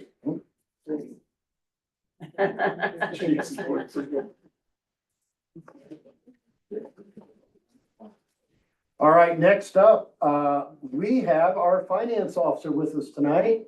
Welcome, welcome. Good to have you. Thanks for joining us. Thank you, Mayor. Hello, everyone. I'm here tonight to give a overview of the first 3 months of the year's financial statements. They're in your packet. Will I be sharing my screen, or will someone, or do you have them at your disposal?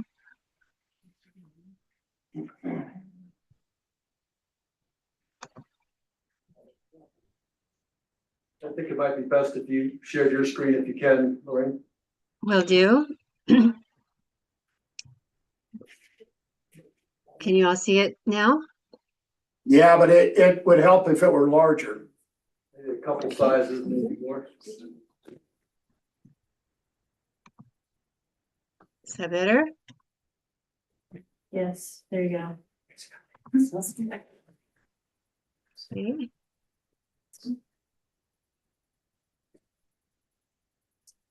Let's get it to shift though, excuse me.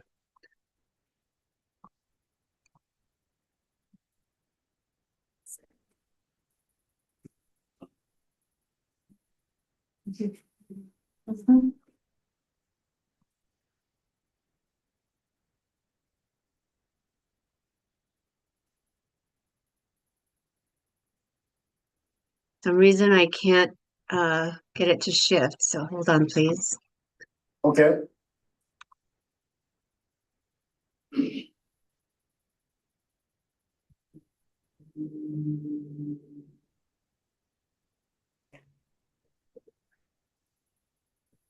Never had this happen before. It seems like it's always some technical issue or another when I If try to you- share the screen.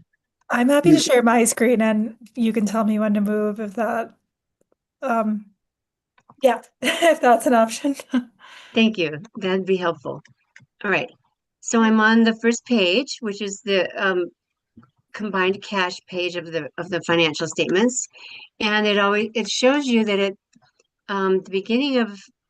the end of March, you had total combined cash of about $1 million, $1,022,000. And down below, you'll see that the various allocations of that cash to the various funds shows several funds in the negative still. And I know that the city has been working on that quite a bit to get more rapid repayments from grants for expenditures on those. But at the end of March, the general fund was in the negative of 432,000. The improvement fund was in a negative of over $1.2 million. And the water and wastewater funds were both in the negative of 300,000 or thereabouts. So essentially, the funds that had the money, the ramp fund and the parking fund and the street sales tax fund, were essentially floating the operations of the other ones until their own revenues increase enough to bring them back into the black. Looking at the first page of the general fund, page 2 of the report, you see that cash in combined funds for the general fund is that same number that was on the previous page. So the first page of each fund's finances always show what their share of the combined cash is.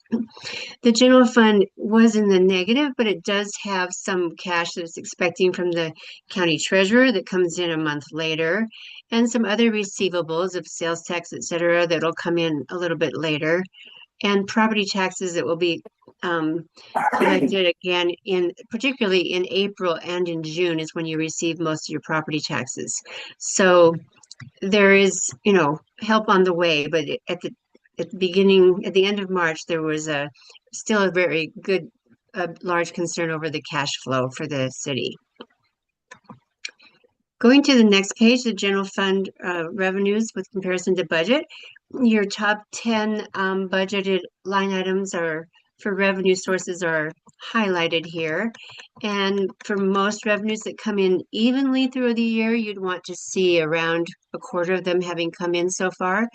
Your sales tax doesn't come in evenly. It depends a lot on the tourism months. And so that's at 17.2% for the year. But most of your other revenues that are larger are showing up well if they are monthly revenues. Building permits are usually higher in the summer months, the building season, not in the winter. And when you go to the next page and see the total for the general fund, you'll see that the total revenue is about 18%. And again, most of your property tax comes in 3 tranches, one in February, one in April, and one in June. So this is a percentage that's seemingly reasonable for the end of March. At this point, I'll go a little more quickly through the departments and just focus on their bottom lines in most cases. Looking at page, let's see, page number isn't showing. Page 6 is the end for the streets department, and its expenditures are about where you'd expect them to be 1/4 of the way through the year at 23% of budget. Admin's charges are around 20%, community promotion around 16%. So your expenditures are not exceeding 25% of the budget in most cases, slightly over that with police, although one of their big expenses is their insurance, which is paid at the beginning of the year. It's in the middle of page 9, and it shows that they've already paid about $114,000, so it's a little more than 25% of their insurance. It's already been paid. I'm going to the end of the report. You'll see that the total fund expenditures overall, as shown on page 12, is right at 25.2% for the general fund. So you're on budget, but your budget is predicting a loss this year when you look at the bottom line on the budget column of $135,794. And so far there's a loss of $363,000. So it's imperative that these grant funds come in and that we keep an eye on these expenditures, keep a slow, keep an atmosphere of slow expenditures until your revenues catch up with what you need. I'm going to skip the trust fund, no activity there except for minor interest earnings. The ramp fund does have $700,000 in it. It is money that has to be used on Colorado Boulevard. And this year it's earning some interest so far, and no big projects have happened, although $200,000 is budgeted. So that's why these funds in that fund are helping to float the other funds that are having some operational cash flow problems. This fund has no new revenues, so at some point it will go away when all the money that was originally received by the city for this purpose has been spent. So here, seeing a budget decline is what you would expect, as this money is gradually used up over the years for maintenance of the Colorado Boulevard or improvements.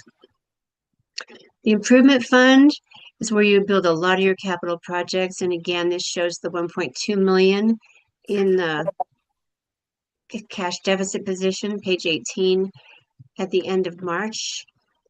You look at your budget for this year, you've got sales taxes that are expected to come in of $1.2 million, so that will help to offset that current issue. Also, some police revenues are expected to come in for some grant revenues for the police department. It's critical to get those to come in as soon as you have the expenditures to file for those grant reimbursements. Improvement expenditures have been hefty so far, 988,000. And so any of those grants that can be requested to repay portions of that would be helpful. And this fund is budgeted to go in the negative by 201,000 this year. So if you go back to page 18, we were on 20, you'll see that the fund started in a negative fund balance position. And if it does go down by another 120,000, it'll be in a worse ending position at year end. So this fund has a close eye on it for whether to be able to complete the projects that are listed here. And for this year, there's only 2 large projects listed, streetscape and the police station improvements.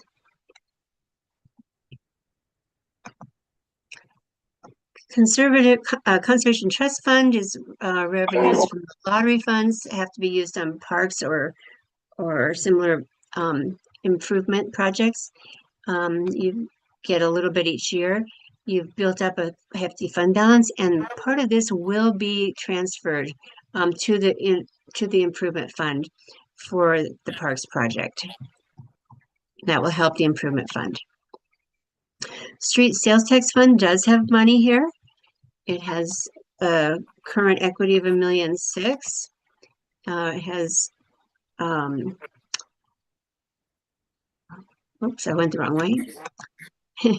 It has street sales tax revenues on page 25 that are projected for $1.2 million, hoping those will come in. And this fund is earning some interest since it's in a positive position. And there's a number of projects anticipated here for asphalt, curb and gutter.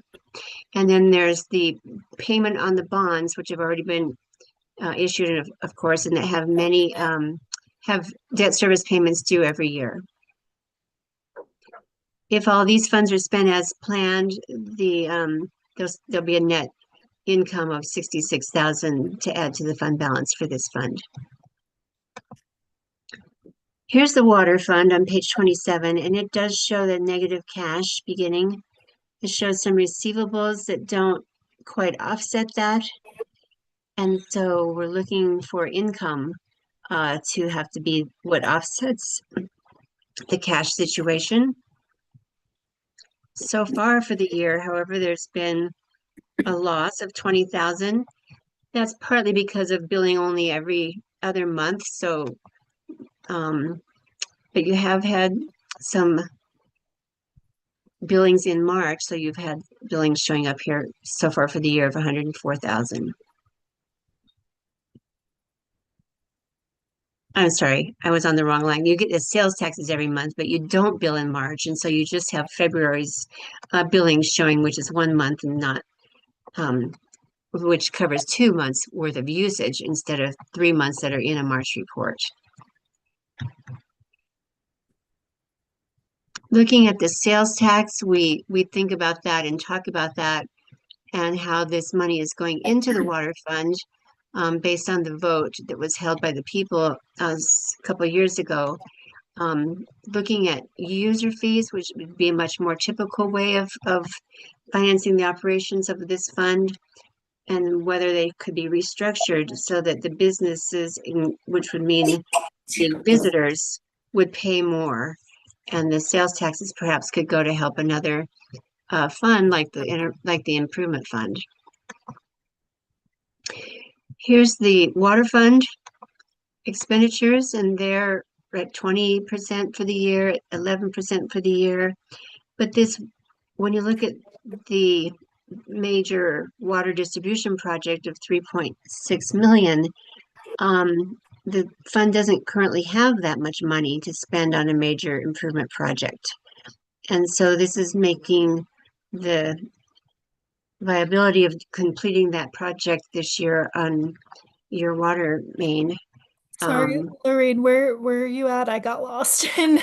We're on page 30. Okay, so got it. Okay, thank you. Janine, I think it's gonna be noted as page 83 in your packet. I just have the document itself open, so I think. Then page 31 on the document. Oh, okay. This one? Anyway. I'm on page 30 at the moment. Where near the bottom, you have the water distribution project budgeted for 3.65 million.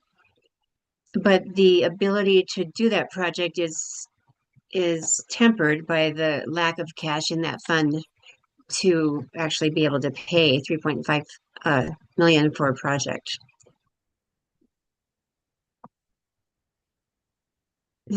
The fund has no ability to borrow money without an election because of the sales tax that's given to this fund. So that creates a little issue for financing some of these capital projects, which otherwise you might hope to get a loan for. So total fund expenditures are budgeted at 4.8 million, which would be $1,475,000 more than revenues that are budgeted. And the fund is already in the negative situation. So it's unlikely that that $3.6 million project can happen during 2026, even though it was put into the budget. The wastewater fund has a negative starting position as well. It has some receivables as well that don't quite offset that. It did start the year in the positive position, and it has on page 32 near the bottom revenue over expenditures so far this year of 41,000, so a slight increase. Most of that is coming again from, not most, but some of that is coming from sales taxes. And that also keeps this fund from being able to borrow money without an election for capital projects. Operational expenditures for the wastewater fund, page 33, 34, 35, are within budget. They're under 25% for the year. There's no major projects budgeted for this fund. And its bottom line on page 36 is estimated to improve over the course of the year by 490,000.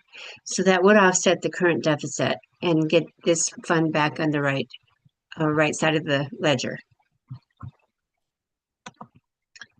Parking fund has a good amount of money. It has almost $1 million in cash, and it's one of the funds that's kind of floating the others for right now. But its revenues over expenditures year to date are dragging that down. When you look at page 38, you see the revenues coming in, and you see some grant money coming in. But the expenditures are at 3.18 million in budget, and 420,000 have been expended so far on lease purchase agreements and for properties that the fund owns, and debt service payments on those. And then for some design engineering is the other large expenditure here for the parking project. So through March, this fund has expenses of $250,000 more than revenues that have come in. The budget is to draw down this fund by $500,000 over the course of the year, 470,000, and already half of that through a quarter of the year has occurred. So we're keeping a close eye on the cash flows. I know your directors and your administrators are looking at that very closely on a weekly basis. Sometimes, you're holding on to payments and making decisions about when to pay things based on the cash flow, which is what needs to be done. and looking at getting the revenues from grants in sooner rather than later. But just keep in mind that some of the things that are already budgeted, there aren't revenues budgeted that are likely to cover them when it comes to water in particular. So kind of a down report this quarter. The audit of 2025 went very well. Your staff did a great job getting ready. Kelsey did. There's some new leases and loans and things of that nature that were adding to the complexity of your audit this year. I received a draft of the audit a little over 1 week ago, and I've been reviewing it. I'm about 2/3 of the way done to get my comments back to the auditors. But you should have good financial information about 2025 quickly this year without any real delays and well in advance of the July 31st deadline, more than likely by next month, the end of next month. With that, I'd be happy to answer any questions that you may have. Well, Lorraine, thank you. Interesting report as always. It's weird that we have a year where we have so many grants outstanding. There's $2.4 million with the parking because we got the $2.4 million raise grant to the parking garage. There's about $1 million grant with the police station. We ended up with $1 million grant that we're not going to take advantage of this year for the water line, but we will be utilizing that $1 million grant next year is the plan. So we do absolutely have some anomalies that you always have that lag between when you get a grant and you're spending and you get reimbursed. So it makes for some anomalies. But I will ask council if they have questions for you.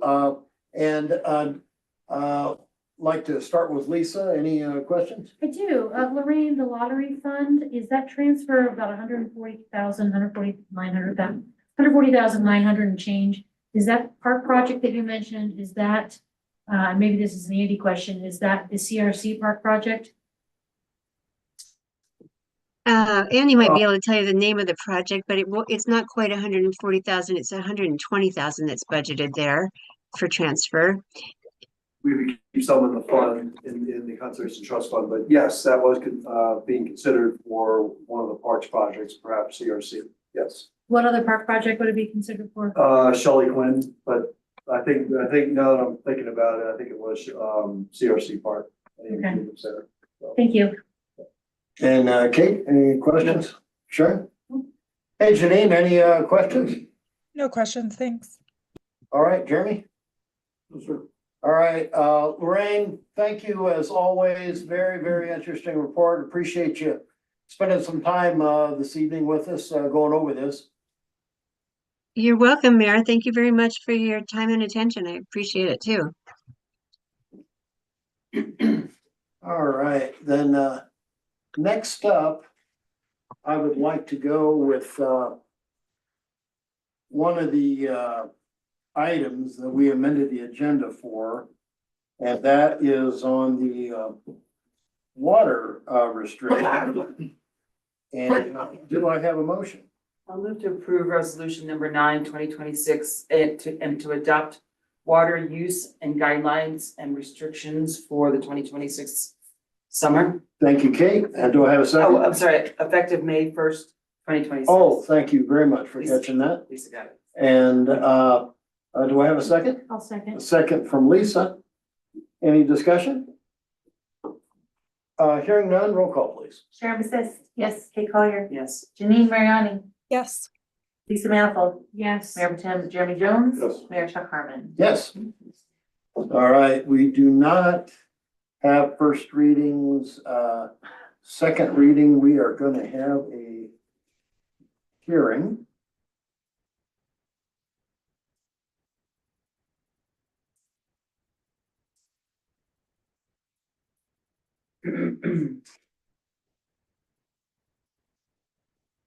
All right, this is a public hearing on ordinance number 6, series 2026.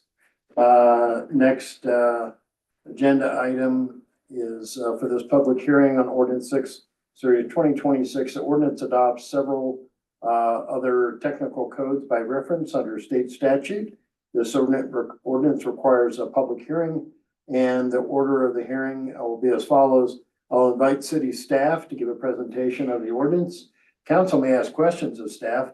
I will invite public comment on the ordinance. Council may ask questions related to any of the public comment. I will close the hearing. I'll ask council for a motion on the ordinance. And any questions about the process before we begin? I'll now open the public hearing on ordinance number 6, series 2026. It is 8:04. And we will invite city staff, start it off. Thank you, Mr. Merritt. There were no changes to this document between the first and second reading. That includes the amendments that were recommended. But we do have Alejandro from Safe Built on the line if there are any questions. Oh, good. Thank you. Any questions? I would defer to Jeremy, so Okay. unless he has anything. And Jeremy, any questions? No, sir. All right. Okay, then, do we have any public comment on this? Anybody online? Anybody who signed up in person? I actually have the clipboard. I don't have anybody. All right, thanks.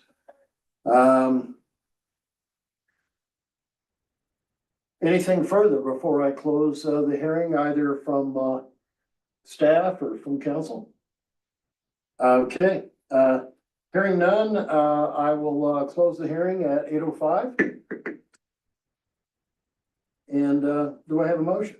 I'll move to approve ordinance number 6, series 2026, an ordinance adopting by reference the 2024 editions of the following codes: International Building Code, International Residential Code for 1 and 2 family dwellings, International Mechanical Code, International Fuel Gas Code, International Plumbing Code, International Energy Conservation Code, International Swimming Pool and Spa Code, International Property Maintenance Code, and the 2023 editions of the Colorado Model Electrical Ready and Solar Ready Code, and National Electrical Code, adopting amendments thereto, repealing all ordinances in conflict therewith, stating the penalties for violating the same, and making conforming amendments to chapter 18 and 19 of the Idaho Springs Municipal Code. Kate, thank you very much. Do I have a second? This also should include the 2024 IFC fire code. I'll amend it. We need to amend it. I will amend it and add the 2023. 2024 International Fire Code. I will amend it by adding the 2024 International Fire Code. Kate, thank you for amending it, and Jeremy, that was a good catch. I'll second it. Thank you. All right, and we have a second from Jeremy. Anything further? Hearing none, roll call, please. Sharon Bassist. Yes. Kate Collier. Yes. Janine Mariani. Yes. Lisa Manifold. Yes. Mayor Tim Jeremy Jones. Yes. Mayor Chuck Harmon. Yes. All right, next up, we have City Attorney. Carmen, are you with us tonight? Yes, sir, Mr. Mayor, but I don't have anything for you right now. Okay, not for the regular meeting. We'll see in a little bit. Okay. For executive session, thank you. City Administrator, Andy, wanted to make sure you didn't have anything further to share with us tonight? Nothing further. All right. And Guy, we have your staff report. And you do have a motion that you're requesting, and do I have a motion? I'll move to approve the City of Idaho Springs parking rate structure. Thank you, Lisa. Do I have a second? I'll second. Second from Sharon. And any discussion? Hearing none, roll call, please. Janine Mariani. Yes. Manifold. Yes. Kate Collier. Yes. Sharon Bassist. Yes. Mayor Tim Jeremy Jones. Yes. Mayor Chuck Harmon. Yes. And Guy, before we move on, you want to make sure you didn't have anything further? I do not, thank you. Okay. Okay, I do have something yeah. for guys' report. I was reading your AI minutes, and I'm somebody who's used Dragon Naturally Speaking, and I've done some work with AI. I'm gonna say research that carefully because I don't know that AI is gonna help. But just in my work with AI, And even with using Dragon, which is a dictation software, there's a lot of editing that goes on. Like, I don't know that it it just changes how you use your time. I don't know that it saves time.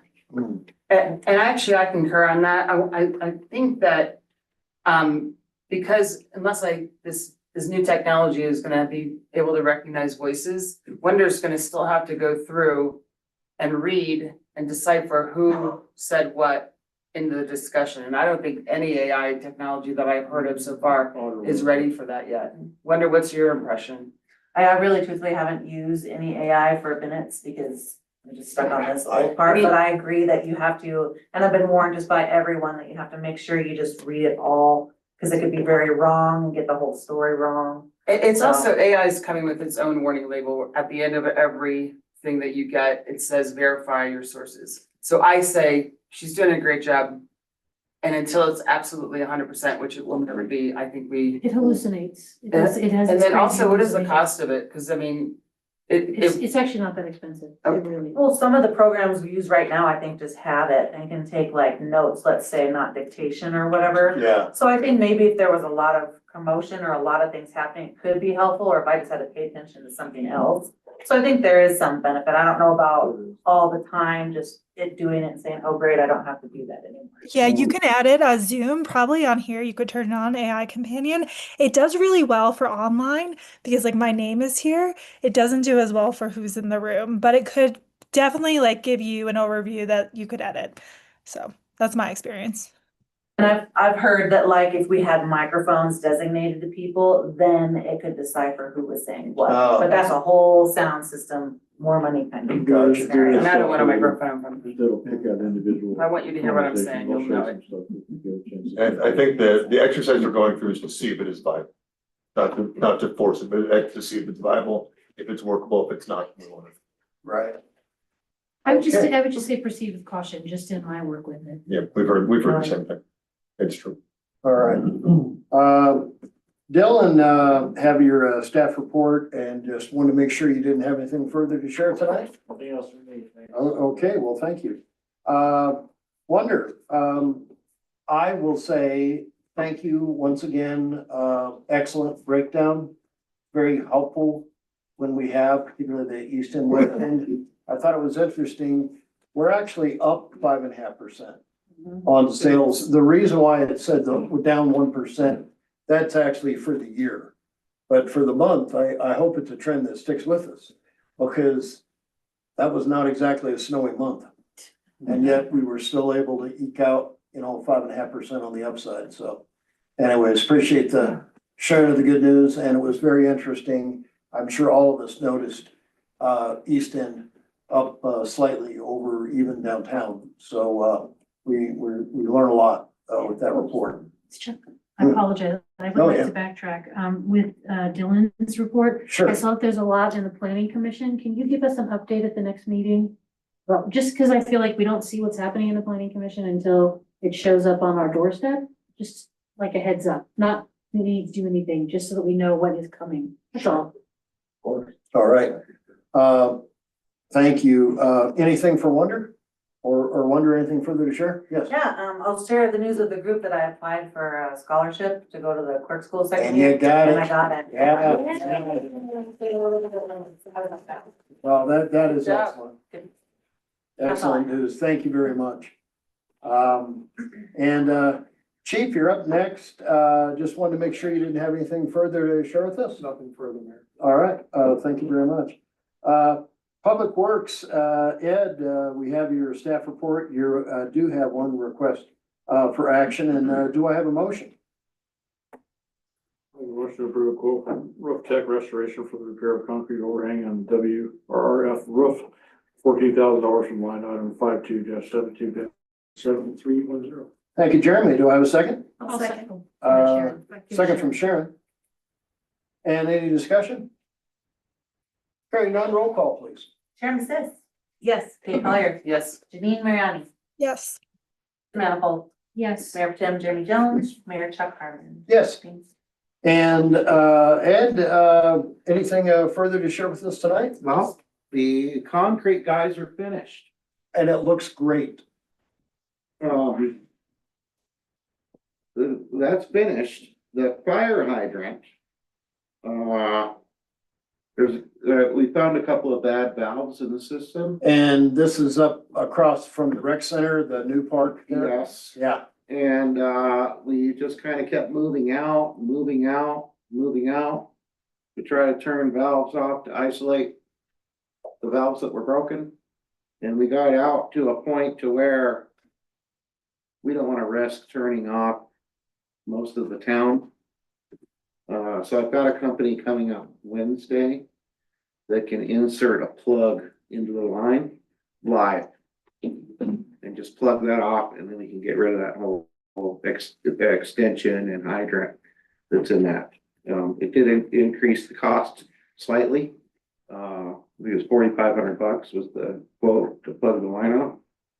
But we'll get what we need out of it. It's not really what we want, but we're gonna get what we need.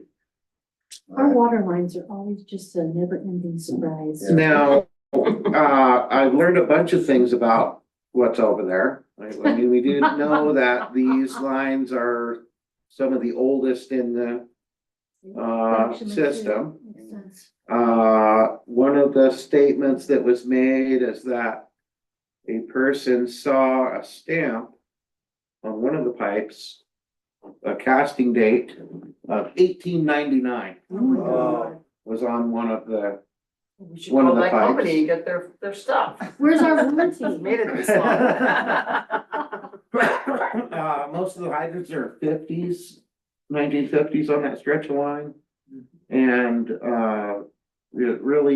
we should try to put together like a more comprehensive replacement package. They did pull that 8-inch, that brand new 8-inch down to that, apartment complex that we could probably come off of with some new stuff to feed everybody and That's kind a of grant, isn't it? start the, I'd like a grant for it would be great, wouldn't it? Yes, There it was a would. grant for that. that. Be good for that. So yeah, but we're gonna get what we need out of it, and it's gonna, it should work. I have a quote from the MVP Parks guy Oh, about placing a slide and playground structure kind of adjacent to the park, stuff that we have right now. yeah. I'm working through details with him about getting what we actually need out of that so that it won't be weird or pain in the butt to maintain.